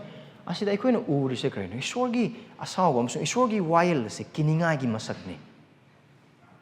ꯏꯁꯣꯔꯒꯤ ꯃꯤꯅꯤ ꯍꯥꯏꯅ ꯂꯩꯈ꯭ꯔꯕ ꯑꯩꯈꯣꯏꯒꯤꯗꯤ ꯏꯄꯥ ꯑꯕ꯭ꯔꯥꯍꯥꯝ ꯂꯩ ꯑꯩꯈꯣꯏꯒꯤꯗꯤ ꯌꯦꯡꯉꯨ ꯅꯤꯡꯅ ꯁꯪ ꯂꯩ ꯑꯩꯈꯣꯏꯒꯤ ꯄꯨꯟꯁꯤꯗꯤ ꯌꯦꯡꯉꯨ ꯑꯁꯤꯗ ꯂꯩꯔꯦ ꯃꯈꯣꯏꯒꯤ ꯆꯥꯎꯊꯣꯛꯐꯝ ꯃꯈꯣꯏꯒꯤ ꯆꯪꯖꯐꯝ ꯃꯈꯣꯏ ꯃꯉꯥ ꯍꯦꯟꯅ ꯆꯥꯎꯊꯣꯛꯂꯤꯕ ꯑꯗꯨ ꯏꯁꯣꯔꯒꯤ ꯃꯤꯅꯤ ꯍꯥꯏꯕ ꯃꯤꯑꯣꯏ 1,00,000 ꯈꯔ ꯍꯦꯟꯕꯗꯣ ꯍꯥꯏꯅꯤꯡꯉꯥꯏ ꯂꯩꯇꯕ ꯑꯋꯥ ꯑꯅꯪꯗ ꯃꯈꯣꯏꯒꯤ ꯄꯨꯟꯁꯤ ꯑꯗꯨꯅ ꯂꯣꯏꯅꯃꯛ ꯄꯤꯈꯝꯅꯈꯤꯕ ꯉꯥꯛꯇꯅꯤ ꯑꯗꯨꯕꯨ ꯚꯔꯁ 20 ꯑꯁꯤ ꯄꯥꯕ ꯃꯇꯝꯗꯗꯤ ꯌꯦꯡꯉꯨ ꯏꯁꯣꯔꯅ ꯃꯥꯒꯤ ꯃꯤꯁꯤꯡꯗ ꯂꯩꯕ ꯃꯥꯒꯤ ꯅꯨꯡꯁꯤꯕ ꯑꯗꯨ ꯃꯇꯝ ꯑꯗꯨꯗ ꯚꯔꯁ 20 ꯏꯕꯨꯡꯉꯣꯅ ꯍꯥꯏꯕꯗꯤ ꯏꯁꯣꯔꯅ ꯅꯨꯃꯤꯠ ꯑꯗꯨ ꯀꯛꯁꯤꯟꯕꯤꯗ꯭ꯔꯕꯗꯤ ꯃꯤ ꯀꯅꯥ ꯑꯃꯠꯇ ꯍꯤꯡꯍꯧꯔꯣꯏ ꯑꯗꯨꯁꯨ ꯑꯆꯨꯝꯕꯅꯤ ꯑꯗꯨꯕꯨ ꯀꯛꯁꯜꯂꯤ ꯀꯅꯥꯒꯤ ꯃꯔꯝꯒꯤꯗꯃꯛ ꯏꯁꯣꯔꯅ ꯃꯥꯒꯤ ꯃꯤꯁꯤꯡꯒꯤ ꯃꯔꯝꯒꯤꯗꯃꯛ ꯈꯟꯗꯣꯛꯈ꯭ꯔꯕ ꯃꯥꯒꯤ ꯃꯤꯁꯤꯡ ꯑꯗꯨꯒꯤꯗꯃꯛ ꯑꯗꯨꯒꯤ ꯑꯋꯥꯅꯪ ꯈꯨꯗꯤꯡꯃꯛꯁꯤꯡ ꯑꯗꯨꯒꯤ ꯃꯔꯛ ꯑꯗꯨꯗꯁꯨ ꯃꯍꯥꯛꯀꯤ ꯃꯤꯁꯤꯡꯒꯤꯗꯃꯛꯇ ꯈꯟꯗꯨꯅ ꯏꯁꯣꯔꯅ ꯑꯁꯤꯒꯤ ꯑꯋꯥ ꯑꯅꯪꯁꯦ ꯁꯥꯡꯊꯕꯗ ꯃꯇꯤꯛ ꯆꯥꯕ ꯃꯇꯝ ꯑꯗꯨ ꯌꯧꯍꯟꯈꯤꯗꯦ ꯑꯗꯨꯅ ꯊꯥ 5 ꯈꯛꯇꯪꯅꯤ ꯑꯁꯤꯒꯤ ꯑꯋꯥ ꯑꯅꯪ ꯈꯝ ꯊꯦꯡꯈꯤꯕꯗ ꯑꯁꯤ ꯐꯥꯎꯕ ꯑꯁꯤꯗ ꯊꯣꯛꯀꯗꯧꯕ ꯊꯧꯗꯣꯛ ꯈꯨꯗꯤꯡꯃꯛꯁꯤꯡ ꯑꯗꯨꯒꯤ ꯃꯇꯥꯡꯗ ꯃꯥꯅ ꯁꯦꯕꯣꯛꯁꯤꯡꯗꯨꯗ ꯍꯥꯏꯕ ꯂꯣꯏꯔꯦ ꯚꯔꯁ 21 23 ꯐꯥꯎꯕ ꯑꯁꯤꯗꯗꯤ ꯌꯤꯁꯨ ꯈ꯭ꯔꯤꯁꯇꯅ ꯑꯃꯨꯛ ꯃꯥꯒꯤ ꯁꯦꯕꯣꯛꯁꯤꯡꯗ ꯄꯤꯕ ꯈꯨꯠꯁꯦꯜ ꯋꯥꯍꯩꯅꯤ ꯚꯔꯁ 21 to 23 ꯀꯔꯤꯅꯣ ꯑꯍꯥꯟꯕ ꯈꯨꯠꯁꯦꯜ ꯋꯥꯍꯩꯗꯣ ꯃꯇꯝ ꯑꯗꯨꯗ ꯀꯅꯥꯒꯨꯝꯕ ꯃꯤꯅ ꯅꯈꯣꯏꯗ ꯌꯦꯡꯉꯨ ꯈ꯭ꯔꯤꯁ ꯑꯁꯤꯗ ꯂꯩꯔꯦ ꯅꯠꯇ꯭ꯔꯒ ꯌꯦꯡꯉꯨ ꯈ꯭ꯔꯤꯁ ꯑꯗꯨꯗ ꯂꯩꯔꯦ ꯍꯥꯏꯕꯗꯤ ꯃꯗꯨ ꯊꯥꯖꯒꯅꯨ ꯑꯒꯦꯟ ꯈꯨꯠꯁꯦꯜ ꯋꯥꯍꯩꯅꯤ ꯁꯦꯕꯣꯛꯁꯤꯡꯁꯤꯗ ꯊꯥꯖꯗꯅꯕꯒꯤꯗꯃꯛ ꯀꯔꯤꯒꯤ ꯃꯔꯝꯗꯤ ꯂꯥꯟꯅ ꯇꯝꯕꯤꯕꯁꯤꯡ ꯈꯛꯇ ꯅꯠꯇꯦ ꯊꯣꯛꯂꯛꯀꯗꯣꯏꯁꯦ ꯈ꯭ꯔꯤꯁꯇ ꯁꯥꯕ ꯃꯤꯁꯤꯡꯁꯨ ꯊꯣꯛꯂꯛꯀꯅꯤ ꯑꯒꯦꯟ ꯑꯃꯨꯛꯀ ꯖꯣꯁꯦꯐꯁꯅ ꯏꯁꯤꯟꯕꯒꯤ ꯃꯇꯨꯡ ꯏꯟꯅ AD 66 ꯑꯗꯨꯋꯥꯏꯗꯨꯗ ꯃꯦꯅꯥꯍꯦꯝ ꯀꯧꯕ ꯖꯨꯗꯥꯒꯤ ꯃꯆꯥꯅꯨꯄꯥ ꯑꯃꯈꯛ ꯊꯣꯛꯂꯛꯑꯦ ꯃꯥꯁꯦ ꯃꯣꯔ ꯑꯣꯐ ꯂꯥꯏꯛ ꯃꯦꯁꯤꯌꯥꯅꯤꯛ ꯐꯤꯒꯔꯒꯤ ꯇꯥꯏꯞꯇ ꯈ꯭ꯔꯤꯁꯇꯅꯤ ꯍꯥꯏꯅ ꯍꯥꯏꯖꯕ ꯃꯤ ꯑꯃꯅꯤ ꯇꯣꯉꯥꯟꯕ ꯃꯑꯣꯡꯗ ꯑꯉꯛꯄ ꯊꯕꯛꯁꯤꯡꯁꯨ ꯃꯥ ꯑꯗꯨꯝ ꯇꯧꯋꯦ ꯑꯗꯨꯒ ꯃꯤꯁꯤꯡ ꯃꯌꯥꯝ ꯂꯥꯟꯅ ꯆꯤꯡꯉꯤ and then Simon Bar Giora ꯁꯤꯁꯤꯅ AD 69 ꯑꯗꯨꯋꯥꯏꯗꯨꯗꯅꯤ ꯑꯁꯤ ꯈꯛꯇꯪ ꯅꯠꯇꯦ ꯁ꯭ꯀ꯭ꯔꯤꯞꯆꯔꯦꯜ ꯑꯦꯀꯥꯎꯟꯁꯤꯡꯁꯨ ꯂꯩ ꯑꯩꯈꯣꯏꯅ ꯄꯥꯈꯣꯟꯆꯠꯄꯁꯤꯡꯒꯤꯗꯃꯛ 53 ꯑꯃꯁꯨꯡ 53 ꯄꯥꯕ ꯑꯣꯏꯕ ꯇꯥꯔꯒꯗꯤ ꯊꯤꯌꯣꯗꯥꯁ ꯀꯧꯕ ꯅꯨꯄꯥ ꯑꯗꯨꯒ ꯒꯂꯤꯜꯗꯒꯤ ꯖꯨꯗꯥꯁ ꯀꯧꯕ ꯅꯨꯄꯥꯁꯨ ꯑꯗꯨꯝ ꯊꯣꯛꯂꯛꯏ ꯂꯥꯟꯅ ꯇꯝꯕꯤꯕꯁꯤꯡ ꯃꯈꯥ ꯇꯥꯅ ꯊꯣꯛꯇꯕ ꯅꯠꯇꯦ ꯊꯣꯛꯂꯛꯏ Acts chapter 8 verse 9 to 11 ꯄꯥꯕ ꯑꯣꯏꯕ ꯇꯥꯔꯒꯗꯤ Simon chapter 13 6 to 8 ꯄꯥꯕ ꯑꯣꯏꯕ ꯇꯥꯔꯒꯗꯤ Bar Jisu ꯈꯨꯗꯤꯡꯃꯛꯁꯤꯡꯅ ꯊꯣꯛꯂꯛꯄ ꯃꯤꯁꯤꯡ ꯉꯥꯛꯇꯅ ꯑꯗꯨꯁꯤꯡꯗꯣ ꯊꯣꯛꯂꯛꯀꯥꯟꯗ ꯃꯈꯣꯏꯅ ꯊꯣꯛꯂꯛꯄꯒꯤ ꯃꯄꯥꯟꯅ ꯇꯧꯗꯣꯏꯁꯤ ꯀꯩꯅꯣ ꯃꯤꯁꯤꯡꯕꯨ ꯂꯥꯟꯅ ꯆꯤꯡꯕ ꯀꯔꯤꯒꯤ ꯃꯄꯥꯟꯅ ꯑꯉꯛꯄ ꯊꯕꯛꯁꯤꯡ ꯇꯧꯕꯒꯤ ꯃꯄꯥꯟꯅ ꯑꯗꯨꯒ ꯑꯉꯛꯄ ꯊꯕꯛꯁꯤꯡ ꯎꯠꯀꯅꯤ ꯈꯨꯗꯝꯁꯤꯡ ꯇꯧꯒꯅꯤ ꯂꯣꯏꯅꯃꯛ ꯊꯣꯛꯂꯒ ꯑꯗꯨꯒ ꯏꯚꯟ ꯀꯔꯤ ꯍꯥꯏ ꯖꯤꯁꯨ ꯈ꯭ꯔꯤꯁꯇꯅ ꯉꯝꯂꯕꯗꯤ ꯈꯟꯗꯣꯛꯈ꯭ꯔꯕꯁꯤꯡ ꯑꯗꯨ ꯐꯥꯎꯕ ꯁꯥꯟꯅꯅ ꯆꯤꯡꯒꯅꯤ ꯃꯐꯝ ꯑꯁꯤꯗ ꯑꯒꯦꯟ ꯍꯥꯏꯔꯤꯁꯦ ꯑꯔꯥꯟꯕ ꯃꯥꯡꯕꯒꯤ ꯋꯥꯔꯤꯗ ꯅꯠꯇꯦ ꯁꯤꯗ ꯇꯧꯔꯤꯁꯦ ꯑꯗꯨꯒ ꯏꯚꯟ ꯊꯥꯖꯕꯅꯤ ꯍꯥꯏꯅ ꯂꯩꯈ꯭ꯔꯕ ꯈꯨꯗꯤꯡꯃꯛꯁꯤꯡ ꯑꯗꯨꯁꯨ wakhal ꯂꯥꯟꯅ ꯆꯤꯡꯊꯣꯛꯀꯅꯤ Now ꯀꯔꯝꯕ ꯃꯥꯏꯀꯩꯗꯒꯤꯅꯣ ꯖꯤꯁꯨ ꯈ꯭ꯔꯤꯁꯇꯅ ꯑꯁꯤꯒꯤ ꯃꯤꯁꯤꯡꯁꯦ ꯊꯥꯖꯗꯅꯅꯕ ꯍꯥꯏꯔꯤꯁꯦ ꯑꯣꯔ ꯂꯥꯟꯅ ꯆꯤꯡꯊꯣꯛꯇꯅꯅꯕ ꯁꯦꯔꯥꯟꯅꯅ ꯆꯤꯡꯒꯗꯧꯕ ꯑꯗꯨꯗꯤ ꯈꯨ ꯁꯦꯟꯅꯅꯕꯒꯤꯗꯃꯛꯇ ꯍꯥꯏꯔꯤꯁꯦ I think ꯑꯁꯤꯒꯤ ꯀꯣꯟꯇꯦꯛꯁꯀꯤ ꯃꯇꯨꯡ ꯏꯟꯅ ꯌꯦꯡꯕ ꯑꯣꯏꯕ ꯇꯥꯔꯒꯗꯤ ꯖꯦꯔꯨꯁꯂꯦꯝꯗ ꯊꯣꯛꯂꯛꯀꯗꯧꯕ ꯑꯋꯥꯅꯪ ꯈꯨꯗꯤꯡꯃꯛꯁꯤꯡ ꯑꯁꯤꯒ ꯃꯔꯤ ꯂꯩꯅꯅ ꯖꯤꯁꯨꯅꯗꯤ ꯃꯐꯝ ꯑꯁꯤꯗ ꯀꯔꯤ ꯍꯥꯏ ꯑꯗꯨꯒꯤ ꯑꯃꯥꯡ ꯑꯇꯥꯛꯀꯤ ꯇꯨꯀꯠꯆꯕ ꯃꯍꯥꯛ ꯑꯗꯨ ꯊꯣꯛꯂꯛꯄ ꯃꯇꯝꯗ ꯀꯩꯗꯧ ꯍꯥꯏ ꯖꯤꯁꯨ ꯈ꯭ꯔꯤꯁꯇꯅ ꯖꯦꯔꯨꯁꯂꯦꯝ ꯊꯥꯗꯣꯛꯀꯥꯟꯗ ꯆꯦꯜꯂꯣ ꯍꯥꯏꯅ ꯍꯥꯏ ꯑꯗꯨꯕꯨ ꯑꯁꯤꯒꯤ ꯖꯤꯁꯨ ꯁꯥꯁꯟꯅꯕꯁꯤꯡ ꯖꯤꯁꯨꯒꯤ ꯃꯤꯡꯗ ꯂꯥꯛꯄꯁꯤꯡ ꯑꯗꯨꯒ ꯂꯥꯟꯅ ꯁꯟꯗꯣꯛꯄꯁꯤꯡ ꯁꯤꯅꯗꯤ ꯀꯔꯤ ꯍꯥꯏꯒꯅꯤ ꯑꯗꯨ ꯊꯥꯖꯔꯨꯅꯨ ꯀꯩꯁꯨ ꯑꯁꯨꯛ ꯌꯥꯝꯅ ꯆꯥꯎꯈ꯭ꯔꯕ ꯃꯐꯝ ꯑꯁꯨꯛ ꯌꯥꯝꯅ ꯋꯥꯡꯈ꯭ꯔꯕ ꯆꯦꯛꯄꯁꯤꯗ ꯀꯅꯥ ꯆꯪꯕ ꯉꯝꯗꯣꯏꯅꯣ ꯏꯪꯊꯕ ꯉꯥꯛꯇ ꯉꯥꯏꯒꯅꯤ ꯅꯈꯣꯏ ꯄꯨꯟꯁꯤ ꯀꯅꯤꯡꯕ ꯑꯣꯏꯕ ꯇꯥꯔꯒꯗꯤ ꯖꯦꯔꯨꯁꯂꯦꯝ ꯊꯥꯗꯣꯛꯀꯅꯨ ꯖꯦꯔꯨꯁꯂꯦꯝꯗ ꯂꯩꯌꯨ ꯑꯁꯤꯒꯤ ꯃꯅꯨꯡꯁꯤꯗ ꯂꯩꯕ ꯑꯣꯏꯕ ꯇꯥꯔꯒꯗꯤ ꯅꯣꯏ ꯋꯥꯔꯣꯏ ꯑꯗꯨꯒꯨꯝꯕ ꯉꯥꯛꯇ ꯑꯗꯨꯒ ꯑꯗꯨꯃꯛꯅꯤ ꯊꯣꯛꯈ꯭ꯔꯤꯁꯦ ꯃꯔꯝꯗꯤ ꯀꯔꯤꯒꯤꯗꯃꯛꯇꯅꯣ ꯍꯥꯏꯕ ꯑꯣꯏꯕ ꯇꯥꯔꯒꯗꯤ ꯑꯒꯦꯟ ꯖꯤꯁꯨ ꯈ꯭ꯔꯤꯁꯇꯅ ꯃꯥꯒꯤ ꯁꯦꯕꯣꯛꯁꯤꯡꯗꯒꯤ ꯄꯥꯝꯕꯁꯦ ꯑꯗꯨꯒꯨꯝꯕ ꯃꯇꯝ ꯑꯗꯨꯗꯁꯨ ꯑꯉꯛꯄ ꯊꯕꯛ ꯇꯧꯕꯒꯤ ꯃꯄꯥꯜꯅ ꯑꯗꯨꯒ ꯑꯉꯛꯄ ꯈꯨꯗꯝꯁꯤꯡ ꯎꯠꯄꯒꯤ ꯃꯄꯥꯜꯅ ꯖꯤꯁꯨꯅ ꯍꯥꯏꯔꯝꯂꯤꯕ ꯋꯥꯍꯩꯁꯤꯡ ꯑꯗꯨ ꯇꯥꯗ꯭ꯔꯕ ꯃꯌꯥꯝ ꯃꯈꯣꯏꯗ ꯀꯟꯚꯤꯟꯁ ꯇꯧꯅꯕ ꯑꯣꯏꯕ ꯇꯥꯔꯒꯁꯨ ꯈ꯭ꯔꯤꯁꯇꯅ ꯄꯥꯝꯕꯁꯦ ꯀꯔꯤꯅꯣ ꯑꯗꯨꯒꯨꯝꯕ ꯂꯥꯟꯅ ꯇꯝꯕꯤꯕꯁꯤꯡ ꯑꯗꯨꯒ ꯈ꯭ꯔꯤꯁꯇ ꯁꯥꯔꯀꯥꯟꯗ ꯂꯥꯛꯄ ꯃꯤꯁꯤꯡ ꯑꯗꯣ ꯑꯗꯨꯒꯤ ꯋꯥꯍꯩ ꯇꯥꯗꯅ ꯃꯍꯥꯛꯀꯤ ꯋꯥꯍꯩꯗꯨ ꯇꯥꯔꯒ ꯃꯍꯥꯛꯀꯤ ꯋꯥꯍꯩ ꯑꯗꯨꯒꯤ ꯃꯇꯨꯡ ꯏꯟꯅ ꯄꯨꯟꯁꯤ ꯍꯤꯡꯅꯕꯒꯤꯗꯃꯛꯇꯅꯤ ꯊꯥꯖꯕꯁꯤ ꯏꯅꯥꯎꯁꯤꯡ ꯑꯁꯤꯒꯤ ꯊꯧꯗꯣꯛ ꯑꯁꯤ ꯊꯣꯛꯇꯕ ꯅꯠꯇꯦ ꯊꯥꯖꯕꯁꯤꯡ ꯑꯗꯨꯒꯤ ꯄꯨꯟꯁꯤꯗꯨꯗꯁꯨ ꯄꯣꯜꯅ ꯑꯅꯤꯁꯨꯕ ꯊꯦꯁꯥꯂꯣꯅꯤꯀꯦ ꯄꯟꯗꯨꯞ ꯑꯅꯤꯒꯤ ꯄꯗ ꯑꯃꯗꯒꯤꯅ ꯑꯅꯤ ꯏꯕ ꯃꯇꯝꯗ ꯊꯦꯁꯥꯂꯣꯅꯤꯀꯥꯒꯤ ꯁꯤꯡꯂꯨꯞ ꯑꯗꯨꯗ ꯖꯤꯁꯨ ꯈ꯭ꯔꯤꯁꯇ ꯂꯥꯛꯈ꯭ꯔꯦ ꯃꯍꯥꯛ ꯑꯃꯨꯛ ꯍꯟꯅ ꯂꯥꯛꯄꯒꯤ ꯈꯧꯔꯥꯡꯅ ꯉꯥꯏꯕꯒꯤꯁꯨ ꯃꯊꯧ ꯇꯥꯗꯦ ꯍꯥꯏꯅ ꯂꯥꯟꯅ ꯁꯟꯗꯣꯛꯄ ꯃꯤꯁꯤꯡ ꯂꯩ ꯑꯗꯨꯒ ꯄꯣꯜꯅ ꯑꯅꯤꯁꯨꯕ ꯊꯦꯁꯥꯂꯣꯅꯤꯀꯥꯗ ꯆꯤꯊꯤ ꯑꯗꯨ ꯏꯕꯒꯤ ꯃꯔꯝꯗꯤ ꯑꯗꯨꯃꯥꯏꯅ ꯂꯥꯟꯅ ꯇꯝꯕꯤꯕ ꯃꯤꯁꯤꯡ ꯑꯗꯨ ꯊꯥꯖꯕ ꯈ꯭ꯔꯤꯁꯇꯤꯌꯟꯁꯤꯡ ꯌꯥꯎꯕꯅ ꯃꯔꯝ ꯑꯣꯏꯔꯒꯅꯤ ꯑꯗꯨꯅ ꯀꯔꯤ ꯍꯥꯏ ꯃꯈꯣꯏꯗ ꯑꯗꯨ ꯊꯥꯖꯒꯅꯨ ꯈ꯭ꯔꯤꯁꯇ ꯂꯥꯛꯇ꯭ꯔꯤ ꯈ꯭ꯔꯤꯁꯇ ꯊꯣꯛꯀꯅꯤ ꯍꯥꯏꯕ ꯊꯧꯗꯣꯛ ꯈꯨꯗꯤꯡꯃꯛꯁꯨ ꯊꯣꯛꯂꯛꯄꯅꯤ ꯑꯗꯨ ꯈ꯭ꯔꯤꯁꯇ ꯂꯥꯛꯇ꯭ꯔꯤ ꯋꯥꯈꯜ ꯄꯥꯈꯠꯀꯅꯨ ꯅꯨꯡꯅꯥꯡꯕ ꯐꯥꯎꯒꯅꯨ ꯑꯗꯨꯅꯤ ꯍꯥꯏꯔꯤꯁꯦ ꯈ꯭ꯔꯤꯁꯇ ꯌꯥꯝꯅ ꯃꯌꯦꯛ ꯁꯦꯡ ꯄꯨꯔꯥ 4Kꯗꯅꯤ ꯈ꯭ꯔꯤꯁꯇꯅ ꯁꯤꯗ ꯍꯥꯏꯔꯝꯃꯤꯁꯦ ꯂꯥꯏꯛ ꯑꯪꯀ ꯍꯣꯠꯅꯕ ꯖꯒꯥ ꯑꯃꯠꯇ ꯄꯤꯗꯦ ꯑꯁꯤ ꯊꯣꯛꯀꯅꯤ ꯆꯦꯜꯂꯨ ꯄꯨꯟꯁꯤ ꯀꯜꯂꯨ ꯑꯐꯕ ꯋꯥꯐꯕꯒꯤ ꯊꯕꯛꯀꯤꯗꯃꯛ ꯁꯤꯁꯤꯡꯅ ꯀꯔꯤ ꯍꯥꯏꯒꯅꯤ ꯆꯦꯟꯒꯅꯨ ꯖꯦꯔꯨꯁꯂꯦꯝꯒꯤ ꯆꯦꯛꯄꯜ ꯑꯗꯨꯛꯀꯤ ꯃꯇꯤꯛ ꯌꯥꯝꯅ ꯋꯥꯡꯉꯤ ꯂꯥꯟꯃꯤ ꯑꯗꯨꯛꯀꯤ ꯃꯇꯤꯛ ꯆꯥꯅ ꯂꯩ ꯑꯗꯨꯒ ꯑꯗꯨ ꯈꯛꯇꯪꯁꯨ ꯅꯠꯇꯦ ꯑꯁꯨꯛ ꯌꯥꯝꯅ ꯆꯥꯎꯈ꯭ꯔꯕ ꯅꯤꯡꯁꯤꯡꯕꯁꯤꯕꯨ ꯊꯨꯒꯥꯏꯕ ꯉꯝꯒꯗꯕ ꯀꯔꯝꯕ ꯄꯥꯡꯒꯜ ꯂꯩꯒꯗꯣꯏꯅꯣ ꯑꯁꯤꯗ ꯅꯨꯡꯉꯥꯏꯅ ꯂꯩꯒꯅꯤ ꯆꯥꯕ ꯊꯛꯄ ꯋꯥꯠꯂꯣꯏ ꯀꯔꯤꯁꯨ ꯃꯔꯝꯗꯤ ꯀꯔꯤꯅꯣ ꯃꯌꯥꯝꯒꯤ ꯂꯥꯜꯂꯣꯟꯐꯝꯅꯦ ꯑꯗꯨꯒꯤ ꯃꯐꯝꯗꯣ ꯀꯔꯝꯍꯥꯏꯅ ꯆꯥꯕ ꯊꯛꯄ ꯑꯩꯈꯣꯏꯗ ꯋꯥꯠꯀꯗꯣꯏꯅꯣ ꯔꯥꯏꯠ ꯑꯗꯨꯒꯨꯝꯕ ꯋꯥꯈꯜꯁꯤꯡ ꯈꯨꯗꯤꯡꯃꯛꯁꯤꯡ ꯑꯗꯨꯅ ꯂꯥꯟꯅ ꯂꯣꯏꯅꯃꯛ ꯆꯤꯡꯊꯣꯛꯄ ꯌꯥꯏ ꯑꯗꯨꯅ ꯈ꯭ꯔꯤꯁꯇꯅ ꯍꯥꯏꯔꯤꯁꯤ ꯀꯩꯅꯣ ꯃꯔꯨ ꯑꯣꯏꯅ ꯃꯥꯅ ꯚꯔꯁ 19-21 ꯐꯥꯎꯕꯁꯤꯗ 21-23 ꯐꯥꯎꯕꯁꯤ ꯃꯥꯒꯤ ꯁꯦꯕꯣꯛꯁꯤꯡ ꯑꯁꯤꯗ ꯍꯥꯏꯔꯤꯁꯤ ꯀꯩꯅꯣ ꯂꯣꯏꯅꯃꯛ ꯑꯗꯨ ꯊꯣꯛꯂꯛꯄ ꯃꯇꯝꯗ ꯄꯥꯈꯠꯀꯅꯨ ꯆꯔꯥꯡꯅꯒꯅꯨ ꯈꯣꯏꯔꯥꯡ ꯈꯣꯏꯁꯥꯎꯅꯒꯅꯨ ꯇꯪꯗꯨ ꯂꯩꯇꯥꯗꯕ ꯑꯣꯏꯒꯅꯨ ꯉꯛꯁꯨ ꯉꯛꯀꯅꯨ ꯑꯗꯨꯕꯨ ꯑꯗꯨꯒꯤ ꯃꯍꯨꯠꯇꯗꯤ ꯀꯔꯤ ꯋꯥꯈꯜ ꯐꯥꯖꯤꯟꯗꯨꯅ ꯈ꯭ꯔꯤꯁꯇꯅ ꯍꯥꯏꯔꯝꯕ ꯋꯥꯍꯩ ꯀꯔꯝꯕ ꯋꯥꯍꯩ ꯃꯐꯝ ꯑꯁꯤꯗꯗꯤ ꯖꯦꯔꯨꯁꯂꯦꯝ ꯊꯥꯗꯣꯛꯑꯣ ꯍꯥꯏꯅ ꯍꯥꯏꯔꯤꯕ ꯋꯥꯍꯩꯗ ꯑꯗꯨꯃꯛꯇꯣ ꯃꯔꯝꯗꯤ ꯀꯔꯤꯒꯤꯗꯃꯛꯇꯅꯣ ꯚꯔꯁ 23 ꯆꯦꯛꯁꯤꯜꯂꯨ ꯌꯦꯡꯉꯨ ꯑꯩꯅ ꯄꯨꯝꯅꯃꯛ ꯑꯁꯤ ꯃꯥꯡꯖꯧꯅꯅ ꯅꯈꯣꯏꯗ ꯍꯥꯏꯈ꯭ꯔꯕꯅꯤ ꯚꯔꯁ 13 ꯐꯥꯎꯕꯗꯨꯅ ꯀꯔꯤꯒꯤꯗꯃꯛꯇ ꯖꯤꯁꯨ ꯈ꯭ꯔꯤꯁꯇꯅ ꯃꯥꯒꯤ ꯁꯦꯕꯣꯛꯁꯤꯡ ꯑꯗꯨꯕꯨ ꯊꯧꯔꯥꯡ ꯇꯧꯕ ꯃꯥꯒꯤ ꯃꯔꯝꯒꯤꯗꯃꯛꯇ ꯑꯋꯥ ꯅꯪ ꯊꯥꯖꯕ ꯌꯥꯅ ꯈꯥꯡꯅꯕꯒꯤꯗꯃꯛꯇ ꯄꯨꯟꯁꯤ ꯐꯥꯎ ꯀꯠꯊꯣꯛꯅꯕꯒꯤꯗꯃꯛꯇ ꯚꯔꯁ 14ꯗꯒꯤꯅ ꯚꯔꯁ 23 ꯐꯥꯎꯕꯁꯤꯗ ꯖꯤꯁꯨ ꯈ꯭ꯔꯤꯁꯇꯅ ꯀꯔꯝꯍꯥꯏꯅ ꯊꯧꯔꯥꯡ ꯇꯧꯕ ꯖꯦꯔꯨꯁꯂꯦꯝ ꯊꯥꯗꯣꯛꯇꯨꯅ ꯃꯈꯣꯏꯒꯤ ꯄꯨꯟꯁꯤ ꯀꯜꯂꯒ ꯑꯐꯕ ꯋꯥꯄꯥꯎꯒꯤ ꯊꯧꯒꯜ ꯇꯧꯅꯅꯕꯒꯤꯗꯃꯛꯇ ꯑꯗꯨ ꯈ꯭ꯔꯤꯁꯇꯅ ꯍꯥꯏꯔꯤꯁꯤ ꯀꯩꯅꯣ ꯑꯃꯔꯣꯝꯗꯗꯤ ꯑꯩꯅ ꯉꯥꯡꯉꯤꯁꯤ ꯇꯥꯎ ꯀꯅꯥꯝꯇꯒꯤ ꯋꯥꯍꯩ ꯇꯥꯒꯅꯤ ꯁꯤ ꯁꯣꯏꯗꯅ ꯊꯣꯛꯀꯅꯤ ꯉꯛꯄꯁꯨ ꯐꯥꯎꯒꯅꯨ ꯃꯔꯝꯗꯤ ꯑꯩꯅ ꯊꯣꯛꯀꯅꯤ ꯍꯥꯏꯕꯗꯨ ꯊꯣꯛꯂꯛꯄ ꯑꯣꯏꯕ ꯇꯥꯔꯒꯗꯤ ꯑꯩꯅ ꯍꯥꯏꯕꯗꯨ ꯇꯧꯅꯅꯕꯒꯤꯗꯃꯛꯇ ꯅꯈꯣꯏꯗ ꯍꯥꯏꯔꯤꯁꯤ ꯑꯗꯨꯅ ꯈ꯭ꯔꯤꯁꯇꯅ ꯍꯥꯏꯔꯤꯁꯤ ꯅꯥꯎ AD 70 ꯊꯣꯛꯈ꯭ರೆ ꯑꯋꯥ ꯅꯪ ꯂꯣꯏꯅꯃꯛ ꯅꯪꯈ꯭ರೆ ꯑꯗꯨ ꯑꯣꯏꯇꯥꯔꯒꯗꯤ ꯀꯩꯅꯣ ꯁꯤ ꯊꯥꯖꯕ ꯉꯁꯤꯒꯤ ꯅꯨꯃꯤꯠꯇ ꯂꯩꯕ 25ꯒꯤ ꯋꯥꯈꯜ ꯑꯗꯨꯝ ꯂꯩꯔꯤ ꯈꯔ ꯑꯗꯨꯅ 26ꯁꯦ ꯑꯩ ꯀꯌꯥ ꯅꯤꯡꯁꯤꯡꯕ ꯉꯝꯗꯦ 2026ꯗ ꯂꯩꯔꯤꯕ ꯑꯩꯈꯣꯏꯗ ꯀꯔꯝꯍꯥꯏꯅ ꯑꯁꯤꯁꯤꯅ ꯑꯩꯈꯣꯏꯗ ꯀꯥꯟꯅꯔꯤꯅꯣ ꯀꯩꯅꯣ ꯈ꯭ꯔꯤꯁꯇꯅ ꯃꯇꯝ ꯑꯗꯨꯒꯤꯗ ꯂꯩꯕ ꯊꯥꯖꯕꯁꯤꯡꯗ ꯇꯝꯕꯤꯔꯤꯕ ꯑꯗꯨꯒ ꯍꯧꯖꯤꯛꯅ ꯑꯩꯈꯣꯏꯗ ꯇꯝꯕꯤꯔꯤꯁꯤꯅ ꯀꯩꯅꯣ ꯑꯗꯨꯒꯤ ꯃꯄꯥꯟ ꯊꯥꯖꯕꯁꯤꯡ ꯏꯅꯥꯎꯁꯤꯡ ꯑꯩꯍꯥꯛꯅ ꯍꯥꯏꯈ꯭ꯔꯕ ꯑꯗꯨꯒꯨꯝꯅ ꯃꯥꯔꯛꯅ ꯃꯐꯝ ꯑꯁꯤꯗ ꯏꯁꯣꯔꯒꯤ ꯊꯋꯥꯏ ꯁꯦꯡꯕꯒꯤ ꯃꯄꯥꯜꯅ ꯏꯔꯝꯂꯤꯕ ꯈ꯭ꯔꯤꯁꯇꯒꯤ ꯇꯝꯕꯤꯕ ꯑꯁꯤ ꯉꯁꯤꯒꯤ ꯅꯨꯃꯤꯠꯇ ꯍꯤꯡꯂꯤꯕ ꯊꯥꯖꯕ ꯑꯩꯈꯣꯏꯒꯤꯗꯃꯛꯇꯁꯨ ꯑꯗꯨꯒ ꯁꯨꯔꯣꯟ ꯈꯨꯗꯤꯡꯃꯛꯇ ꯂꯥꯛꯀꯗꯧꯕ ꯊꯥꯖꯕ ꯈꯨꯗꯤꯡꯃꯛꯁꯤꯡꯒꯤꯗꯃꯛꯇꯁꯨ ꯑꯆꯨꯝꯕ ꯑꯃ ꯑꯗꯨꯝ ꯑꯣꯏ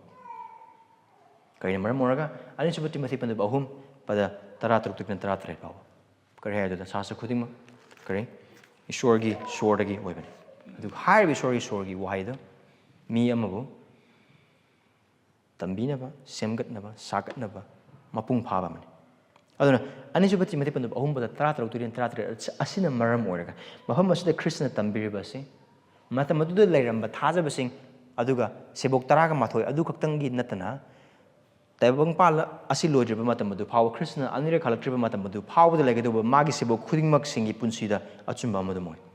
ꯑꯗꯨꯒ ꯈ꯭ꯔꯤꯁꯇꯅ ꯃꯐꯝ ꯑꯁꯤꯗ ꯇꯝꯕꯤꯔꯤꯕꯁꯤꯡ ꯑꯁꯦ ꯑꯩꯈꯣꯏꯅ ꯚꯥꯞ ꯇꯥꯗꯕ ꯑꯣꯏꯕ ꯇꯥꯔꯒꯗꯤ historical fact data khudimmaksing adu loinamak khangaga Khristana mahaki seboksin asida matam adu tambikhiba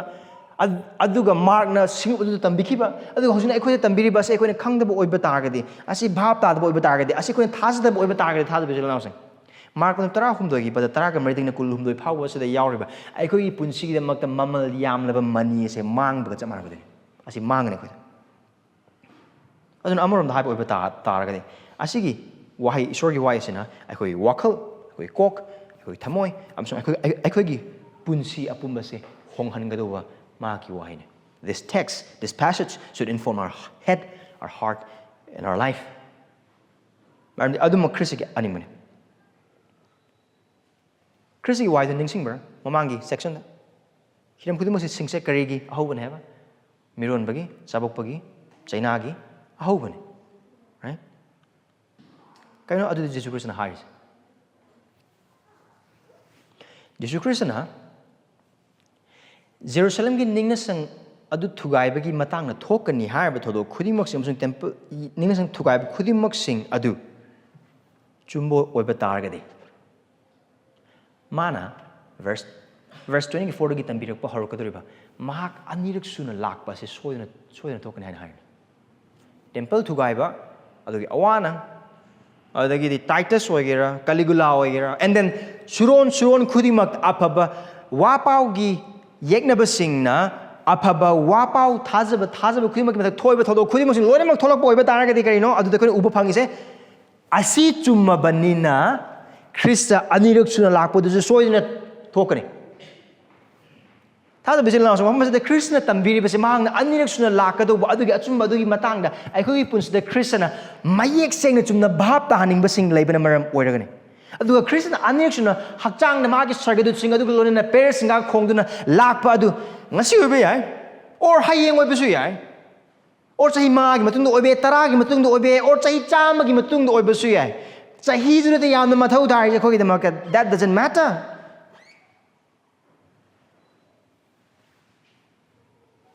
What matter is, if Christ is coming, and He is, we must live our life with the same urgency demanded by Christ from His disciples. Karim Khristana lakpa se achumbo oiba taragadi aduga ma soidana lakani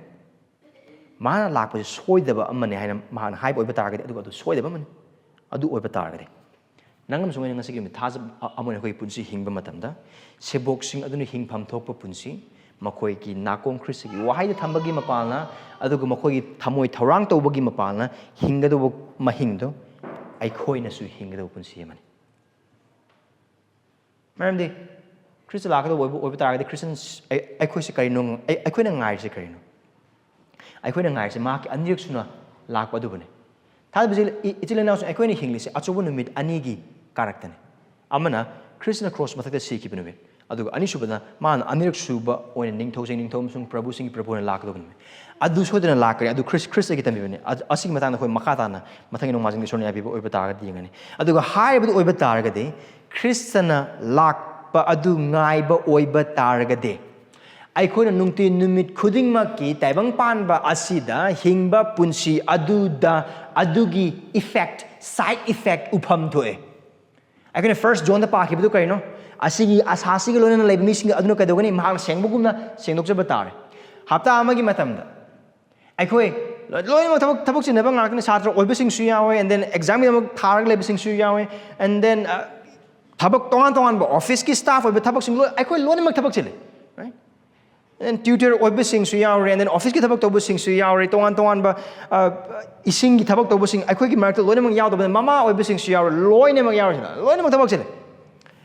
Adu karigma Khristana aniraksuna lakani haibase khangiduna thajaba amo oiba taragadi aikoina hapta dugi numit sing aduda Christian amoina thajaba amoina Christa gi damak singlup gi damak amasung Christa gi lakpa adubu thaurang toba mahingda matau karmani hingi haina haibase soidan upam do Christa lakani hairagan aikoi hingna punjmong de hingbo oiba taragadi Christa lakani haina haibadu gi wakhalon aduna nahakki nungda marata dabagi amasung bhap ta dabagi maram na oigani Waiting for Christ's return should affect how we live our life daily as Christians. Again, Khristana hallakpa. So, I have 3 things to say here.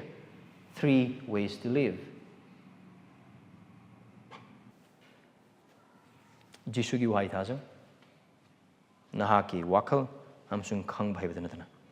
Trust Jesus' word, not your heart and not your understanding.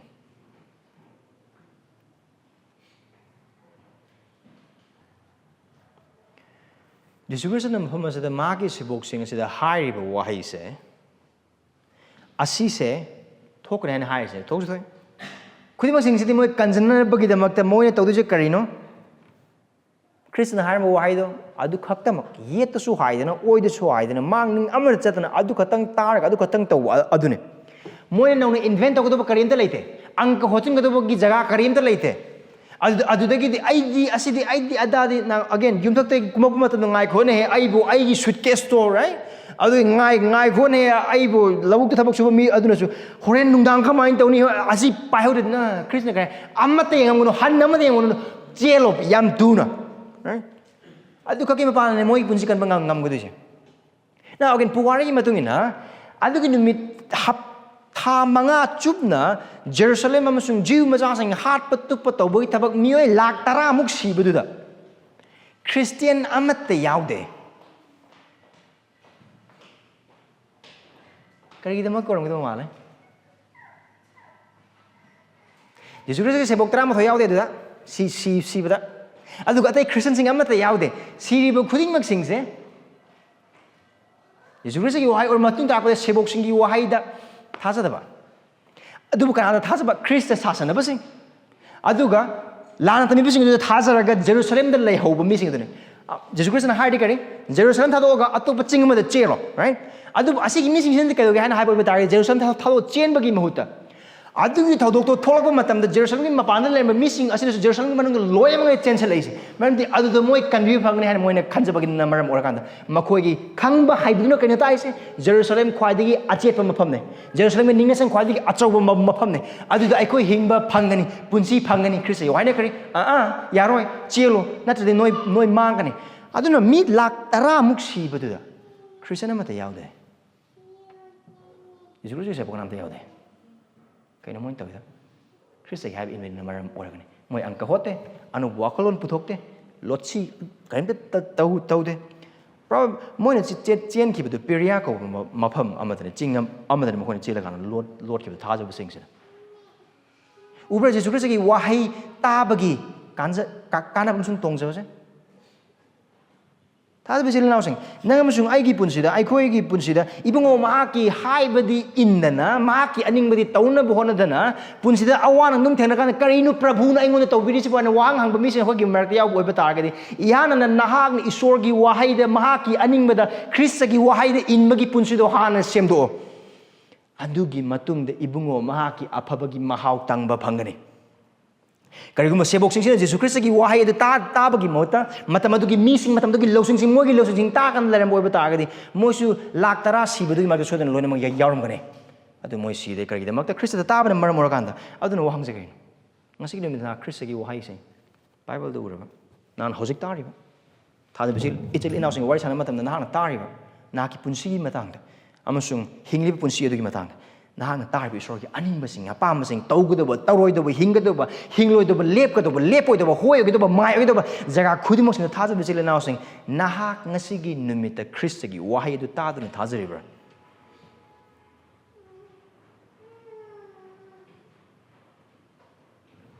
nahak khangba haiba khudimaksing da tungoinam laga Kristagi wahai na haiba oiba targadi haiba wakhalona nahak maki haibinbra thajabasi nausing ekuna tawdaba tabakse Kristagi wahai adu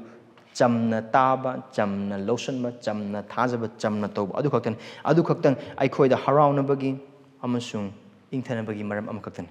Khristana aikhoiba mangona laknaba kauba oiba targadi aikhoina chapam thoi Khristana aikhoida magi mingidamakta awanang khango haina haiba oiba targadi aikoi awanang khangpham thoi oining boisun imung manung oigera ningthau oigera sarkar oigera sangsan oigera kayo lekai oigera marupsing oigera aduga tongan tongan makai dagi lakning bojin Khristana aigi maram gi damakta awanang khang haibo iba targadi aikoi khangpam thoi adu karigumba Khristana magi tungina bugi damakta mamal aikoi dagi haibo iba tar adu mamal adu kaino isana sabu yadaba amasung cross puduni hingba punse du Khristagi apama mamal oiba targadi adu aikoi magi thojal gi makhat pifam thoi adu mahak na aikoi gi damakta lomana deba punsi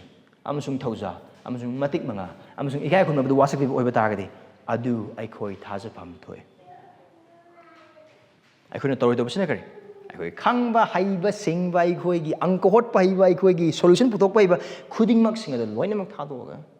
adu amata yengdana Esorgi wahei da mayek seng ba khuding mak sing mayek seng ba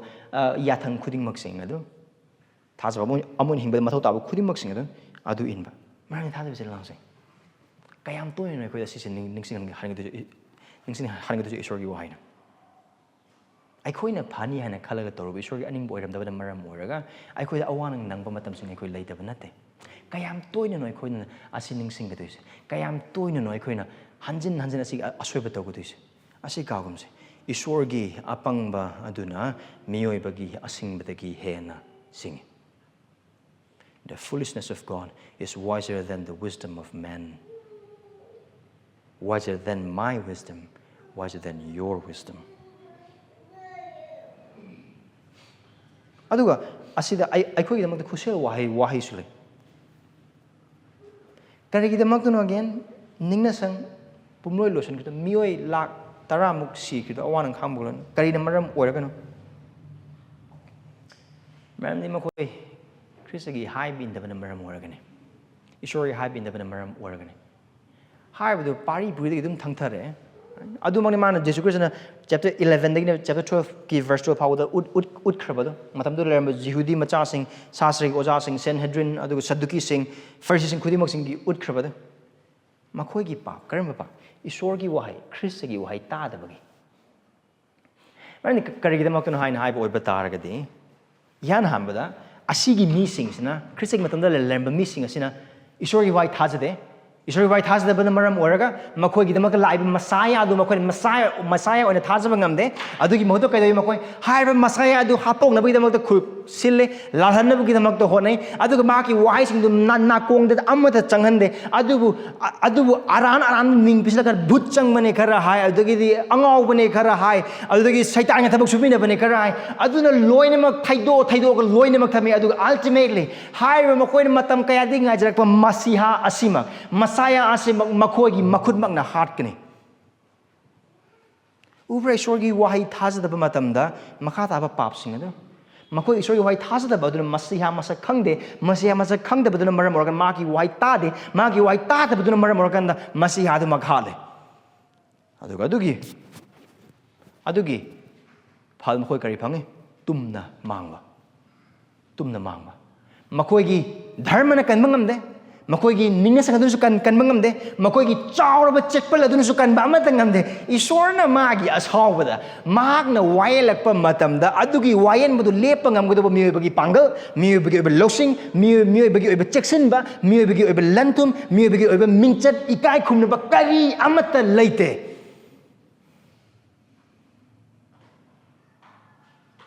khwaidagi chek wang khwaidagi thaba chekpal khwaidagi secure oiba mafamda leiba oiba targa ngamoyamta Esorgi wahai tau Khristagi wahai taduna inbiyu Khristagi wahai ins koi marda Khristabu khangdaba mi sing yaure nakhoi paptagi nakhoi chelo Khrista chenselo Khristagi dharma sanba punsi papsi masigi damang sidiki masi masu humni subu numita Esorgi machanu pamani hingatuna laiba adugi apaba wa pawgi thabak atuda thajau adu khaktang nahakki mathakta lakadriba Esorgi asawna maram orakanda lakadriba amangba adudagi kanjanaba upaya ma khaktane chenda boiba taragadi thajabada pukning hongduna Khrista yengjaduna nakhoi Khrista chensinda boiba taragadi nakhoi mangani nuga khoi ma Khrista gi tung in ge na khaliba Esor khangdaba khoi marta yaw boiba taragadi ai marup singna kari haigani ai imung manungna kari haigani aigi punsigi pandam sina karmana tauba. Adu sina kira kan ai matam khar de Jisu Christ thajagi khumgi aini pamja amtang phangi adu ko tawge na kan musing ya oiba targadi. Adu kiningai wakhalone. Adu kiningai oiba wakhalone. Maramdi Esorgi asawba lakba matamda. Nahakki imung, nahakki mingchat, nahakki paisa, nahakki thabak, nahakki kerlekai, kana amattana nahakku laklir Esorgi asawba de kan mangamoy.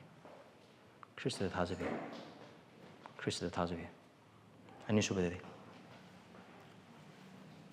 Thajabsil now sing. Nangonda ngasigi message leiba Esorgi meenungsi adu ningsingbiyu. Remember God's compassion for you today. Jisu Christ ki magi nungsibu kai kai da koi uba phangi pham asigi jaga asida. Verse 16 kanagi damakta. Sorry.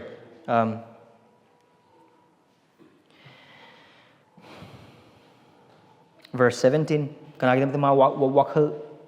da nungsibu phawi khomno ribising miro libising. Even magi sabok singi damakta su. Verse 18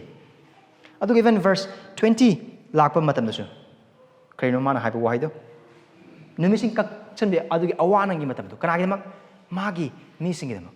Oining boy bata ga thokning muthok boy bata ta Esorna mahaki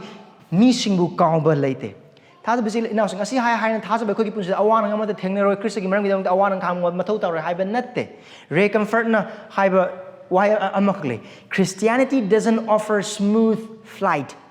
It provides safe landing. Kano khangba man sida haise. Flight pai ba matam da yam Christian gi punsi yam nungai awan amat leitana hingi haba natte haise Christianity adubu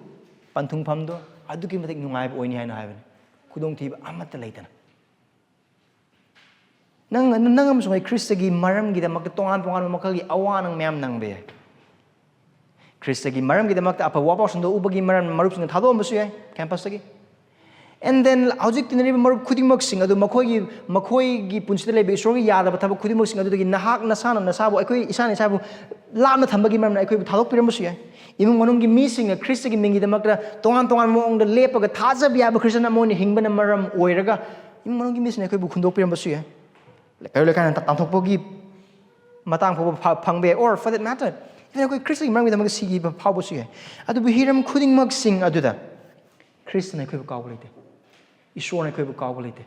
Akoi gi awaba khudingmak sing adu akoi na wafam thokba changdai hanthana akoi adum wagani. Yamna di wabe adu akoi da adu ba asi khangse Esorgi nungsibu akoi na khangpham thokpa awaba adu dagi chang tana akoi ba dum pibigani. Man ibungo mahaki mising gi awanang khangba adu mahaki apamba natte. Sona singpu wa awaba tan matam da Damascus ki lambi da Christian haki to kaino Saul karigi damak ta nangna aibu otli bage. Thada bisil naw sing nangam sungai ngasi lim phami bai ko. Christ gi maram gi damak hiram amhe ki awanang khangbe adu basi khangse. Christ gi nungsi bai ko ki takale. Christana aikoi bu kauroi. Christana aikoi bu kaude. Aikoi lonan awanang khangminere. Adu asi khaktang sunatana. Thada bisil naw sing ngasi nim da nahakki punsi karam punsi ki jaga sing da leibano. Ya khangde or khangba khar sing sutum ya. Tungi punsi kramayan tawgani. Thaba phangur di kramayan tawba. Icha sing sin kramayan tawba. Mahi masing kramayan tamhanba. Kagi barhana kra gi thiba. Imung kramayan yengsanba. Tabang pan ba hing bagi maram tongan makhal gi awanang sing. Ning ba kai bagi. Hanthana yeng bagi. Tongan makhal gi awanang khudingmak sing adusu. Nangam sungai chat leram be. Adu Khristana du khangi. Khristana bhabdai. Khristana hakalunari. Nahakki awanang khudimok sing du mahana na thadok piro. Christ gi maram gi damak awanang khangba oigera or taibang pan da hingbagi maram na taibang pan ba asida hingbagi maram na aikoin awanang khangba oigera harba awanang khudingmak sing aduda Khristana aikoi bu ningsingbi Khristana aikoi bu khangbi Khristana aikoi da mahaki chanbi ba leibi Hai hiram ani sida aikuna khangpham tokpa awanang chang adudagi hanthana khibum khanghan begani adu oiba tar aikuna tawu de kaino mafam sida haibu waisima pukning nungnang nun aduguma tamadu aikoi pukning nungnang phade aikoi langtak nab mising oi phade adubu again verse 18 haizaba da ibungo mon lon ma khanghan ba langtak nabagi mahutta haizaba nungang bagi mahutta haizaba Esorgi wahei adu wahang hangjan bagi mahutta haizaba Esorgi aning badu angka hochon bagi mahutta haizaba Esorgi apamba adu hingbo bitade one na angka hochon bagi mahutta haizaba hiram kudi mahutta Nangonda haizaba gi mapalna Prabhu chanbiduna kanbi Prabhu chanbiduna thaujal upi Prabhu chanbiduna maram pinabi adu haizara Nangonda pothaba maramde papi nang amasung ay kita magta amakak ngay pa matsano pa pauba pamudo na katopi ba isora doon na nang amasung ay kita magta pibiro da ba kariya matalayte nahakki awaba do isora na kang dabagum na kan mo iba target or isora na nung sida bagi maram na pangum na kan mo iba target ado aran ba wakhal na thatopi nahakki awaba makalamay taki awaba ko tumog singa nahak po nung siwa Esorgi mityeng makada mahaki panggal makada ngaptene puning hanta bigano langtak na bigano haisabi ado ibang mon pothabi ado irolo bidisini Khristana aniraksuna hallakpa du khourangna ngai duna lan na tamiba singdagi nasabu ngakthokjo guard yourself from false prophet while hopefully waiting for Christ. Christagi har matamadu thokpo adugum na hoju adum nei lana tambi missing dongan mong Esorgi why season mong sinrakan tambi missing le adugum missing masa khangjan bi kangbu khara mani karmana sandokpo sing le even Christian gi punse Jisu Christ bu kan mapu musung Prabhu oina thajaraga taibang panba gadum hingine ba punsi adum yabagum na sandokpo missing. There are people who preaches as if there's a possibility to accept Christ without forsaking the world. Do not believe them. Guard yourself from them. Aduguma missing adudagi labna chelo. Christ Thajabasa bitar awan amattana ngoi. Nungai bana pik than gani, right? Mamai oiroi makok oi gani. Anaba amatta lairo lo ni lantam missing. Lantam missing. Christagi tungbu mamal pidana inba yagadaba mong natambiba mipum kuding magtagi chelo. Christagi apaba wapaubu taibang panbagi harau nungaiba adu phangnabagi maram ona sandokpa misingdagi loinamak chelo. Khristana nangamasung aibu paptagi amasung norokte kanbinabagi damakta phanggiba chaifam kuding magsing adubu ngaihaktangi oiba anaba khara cancer khara AIDS khara naba phanabagi damakta onthokpa misingdagi lapna chelo. Khristana khangbikraba amasung hingbikraba mahaki thaujana thanba punsi adubu ngaihaktan giba mangba yaba loiba naiba taibang pan basigi damakta hingnabagi damak nungahanabagi damakta utpa misingdagi lana tamiba singdagi chelo ibungo mahanga sargi damakta thaurang taubiriba nangamasung ayasibu taibang panbagi damakta hingnaba asigi nungaiba asigi mingchar asigi harau nungaiba misingi khangba adugi damakta hingnabagi damakta tambiriba mising adudagi loinamak chelo aduga Christagi tung inba matamda pi tadana dakpham tadana aduga thamoi kaidana tung inba yagani haina lana sanukpa misingdagi loinamak chelo adu Khristana hallakpa du khourangna ngai bi adu gi numi adu pana yam wabu or time ban sa magi mingi chara na ma cha hingi bo oiba targasu ai khoina toning ba thabak phangki bo oiba targasu yum lening ba yum lekhida bo oiba targasu thauning ba kar thaw phangki bo oiba targasu phangning ba thabak phangki bo oiba targasu phauning ba exam phau ki bo oiba targasu phangning ba paisa phangki bo oiba targasu Khristana aniraksuna lakpa matamda ai khoina mahak bu khourangna ngai jibagi punsi de thajabian hingbo oiba targadi ai khoi mu nungai ba ani suroi missing atai gi damak sor apabu wapau yekna basing gi damak thawai Tabak kudum suduna pi tabagi aki bagi mikap mirau kholtuna thanmanu mi adu nang musung gi damak tadi harau bagi pirang amasung Christiga lona na lomba naidana palmina bagi mathu marang ho bagi ni be khoi oigani ꯑꯗꯨꯒꯤ ꯅꯨꯡꯉꯥꯏꯕ ꯑꯗꯨꯒ ꯁꯤꯟꯗꯣꯛꯅꯕ ꯌꯥꯒꯗꯧꯕ ꯇꯥꯏꯕꯪ ꯄꯥꯟꯕ ꯑꯁꯤꯒꯤ ꯅꯨꯡꯉꯥꯏꯕ ꯑꯃꯠꯇ ꯂꯩꯇꯦ. ꯑꯗꯨꯒ ꯑꯗꯨꯒꯤ ꯅꯨꯡꯉꯥꯏꯕ ꯑꯗꯨꯒ ꯆꯥꯡꯗꯝꯅꯕ ꯌꯥꯕ ꯇꯥꯏꯕꯪ ꯄꯥꯟꯕꯁꯤꯗ ꯑꯋꯥ ꯑꯅꯪ ꯑꯃꯠꯇ ꯂꯩꯇꯦ. ꯐꯥꯗꯔ ꯏꯆꯤꯜ-ꯏꯅꯥꯎꯁꯤꯡ, ꯑꯩꯈꯣꯏꯕꯨ ꯃꯤꯅꯝꯍꯟꯗꯅꯕꯒꯤꯗꯃꯛꯇ ꯆꯦꯛꯁꯤꯟꯁꯤ. ꯀꯅꯥ ꯑꯃꯠꯇꯅ ꯃꯤꯅꯝꯍꯟꯗꯅꯕꯒꯤꯗꯃꯛꯇ ꯆꯦꯛꯁꯤꯟꯁꯤ. ꯈ꯭ꯔꯤꯁꯇꯒꯤ ꯋꯥꯍꯩ ꯇꯥꯗꯨꯅ, ꯈ꯭ꯔꯤꯁꯇꯒꯤ ꯋꯥꯍꯩ ꯊꯥꯖꯗꯨꯅ, ꯈ꯭ꯔꯤꯁꯇꯒꯤ ꯋꯥꯍꯩ ꯏꯟꯗꯨꯅ ꯄ꯭ꯔꯥꯔꯊꯅꯥ ꯇꯧꯁꯤ. ꯏꯄꯥ ꯑꯃꯁꯨꯡ ꯏꯁꯣꯔ, ꯅꯍꯥꯛꯀꯤ ꯋꯥꯍꯩꯅ ꯇꯝꯕꯤꯈ꯭ꯔꯕ ꯈꯨꯗꯤꯡꯃꯛꯁꯤꯡ ꯑꯁꯤ ꯑꯩꯈꯣꯏꯒꯤ ꯊꯃꯣꯏꯗ ꯑꯃꯁꯨꯡ ꯑꯩꯈꯣꯏꯒꯤ ꯄꯨꯟꯁꯤꯗ ꯃꯍꯩ ꯌꯥꯜꯍꯟꯕꯤꯌꯨ. ꯏꯄꯥ, ꯆꯥꯟꯕꯤꯗꯨꯅ ꯑꯩꯈꯣꯏꯕꯨ ꯁꯦꯝꯒꯠꯄꯤꯌꯨ. ꯀꯥꯎꯍꯟꯕꯤꯒꯅꯨ ꯑꯩꯈꯣꯏꯕꯨ. ꯍꯟꯖꯤꯟ ꯍꯟꯖꯤꯟꯅ ꯇꯝꯕꯤꯌꯨ. ꯑꯗꯨꯒ ꯅꯍꯥꯛꯀꯤ ꯋꯥꯍꯩꯒꯤ ꯃꯄꯥꯟ ꯍꯤꯡꯖꯕꯗ ꯑꯩꯈꯣꯏꯕꯨ ꯃꯇꯦꯡ ꯄꯥꯡꯕꯤꯌꯨ. ꯄ꯭ꯔꯚꯨ, ꯅꯍꯥꯛꯄꯨ ꯈꯪꯗ꯭ꯔꯤꯕ ꯃꯔꯨꯞꯁꯤꯡ ꯂꯩꯔꯤ, ꯃꯤꯑꯣꯏꯁꯤꯡ ꯌꯥꯎꯔꯤ ꯃꯐꯝ ꯑꯁꯤꯗ. ꯂꯥꯛꯀꯗꯧꯕ ꯁꯥꯎꯕꯗꯨꯗꯒꯤ ꯃꯈꯣꯏꯕꯨ ꯀꯟꯕꯤꯌꯨ. ꯃꯈꯣꯏꯒꯤꯗꯃꯛꯇ ꯑꯔꯥꯟꯕ ꯈꯣꯡꯒꯤ ꯊꯣꯡ ꯌꯩꯖꯔꯤ. ꯃꯈꯣꯏꯕꯨ ꯀꯟꯕꯤꯌꯨ. ꯊꯥꯖꯕ ꯑꯩꯈꯣꯏ ꯈꯨꯗꯤꯡꯃꯛꯄꯨ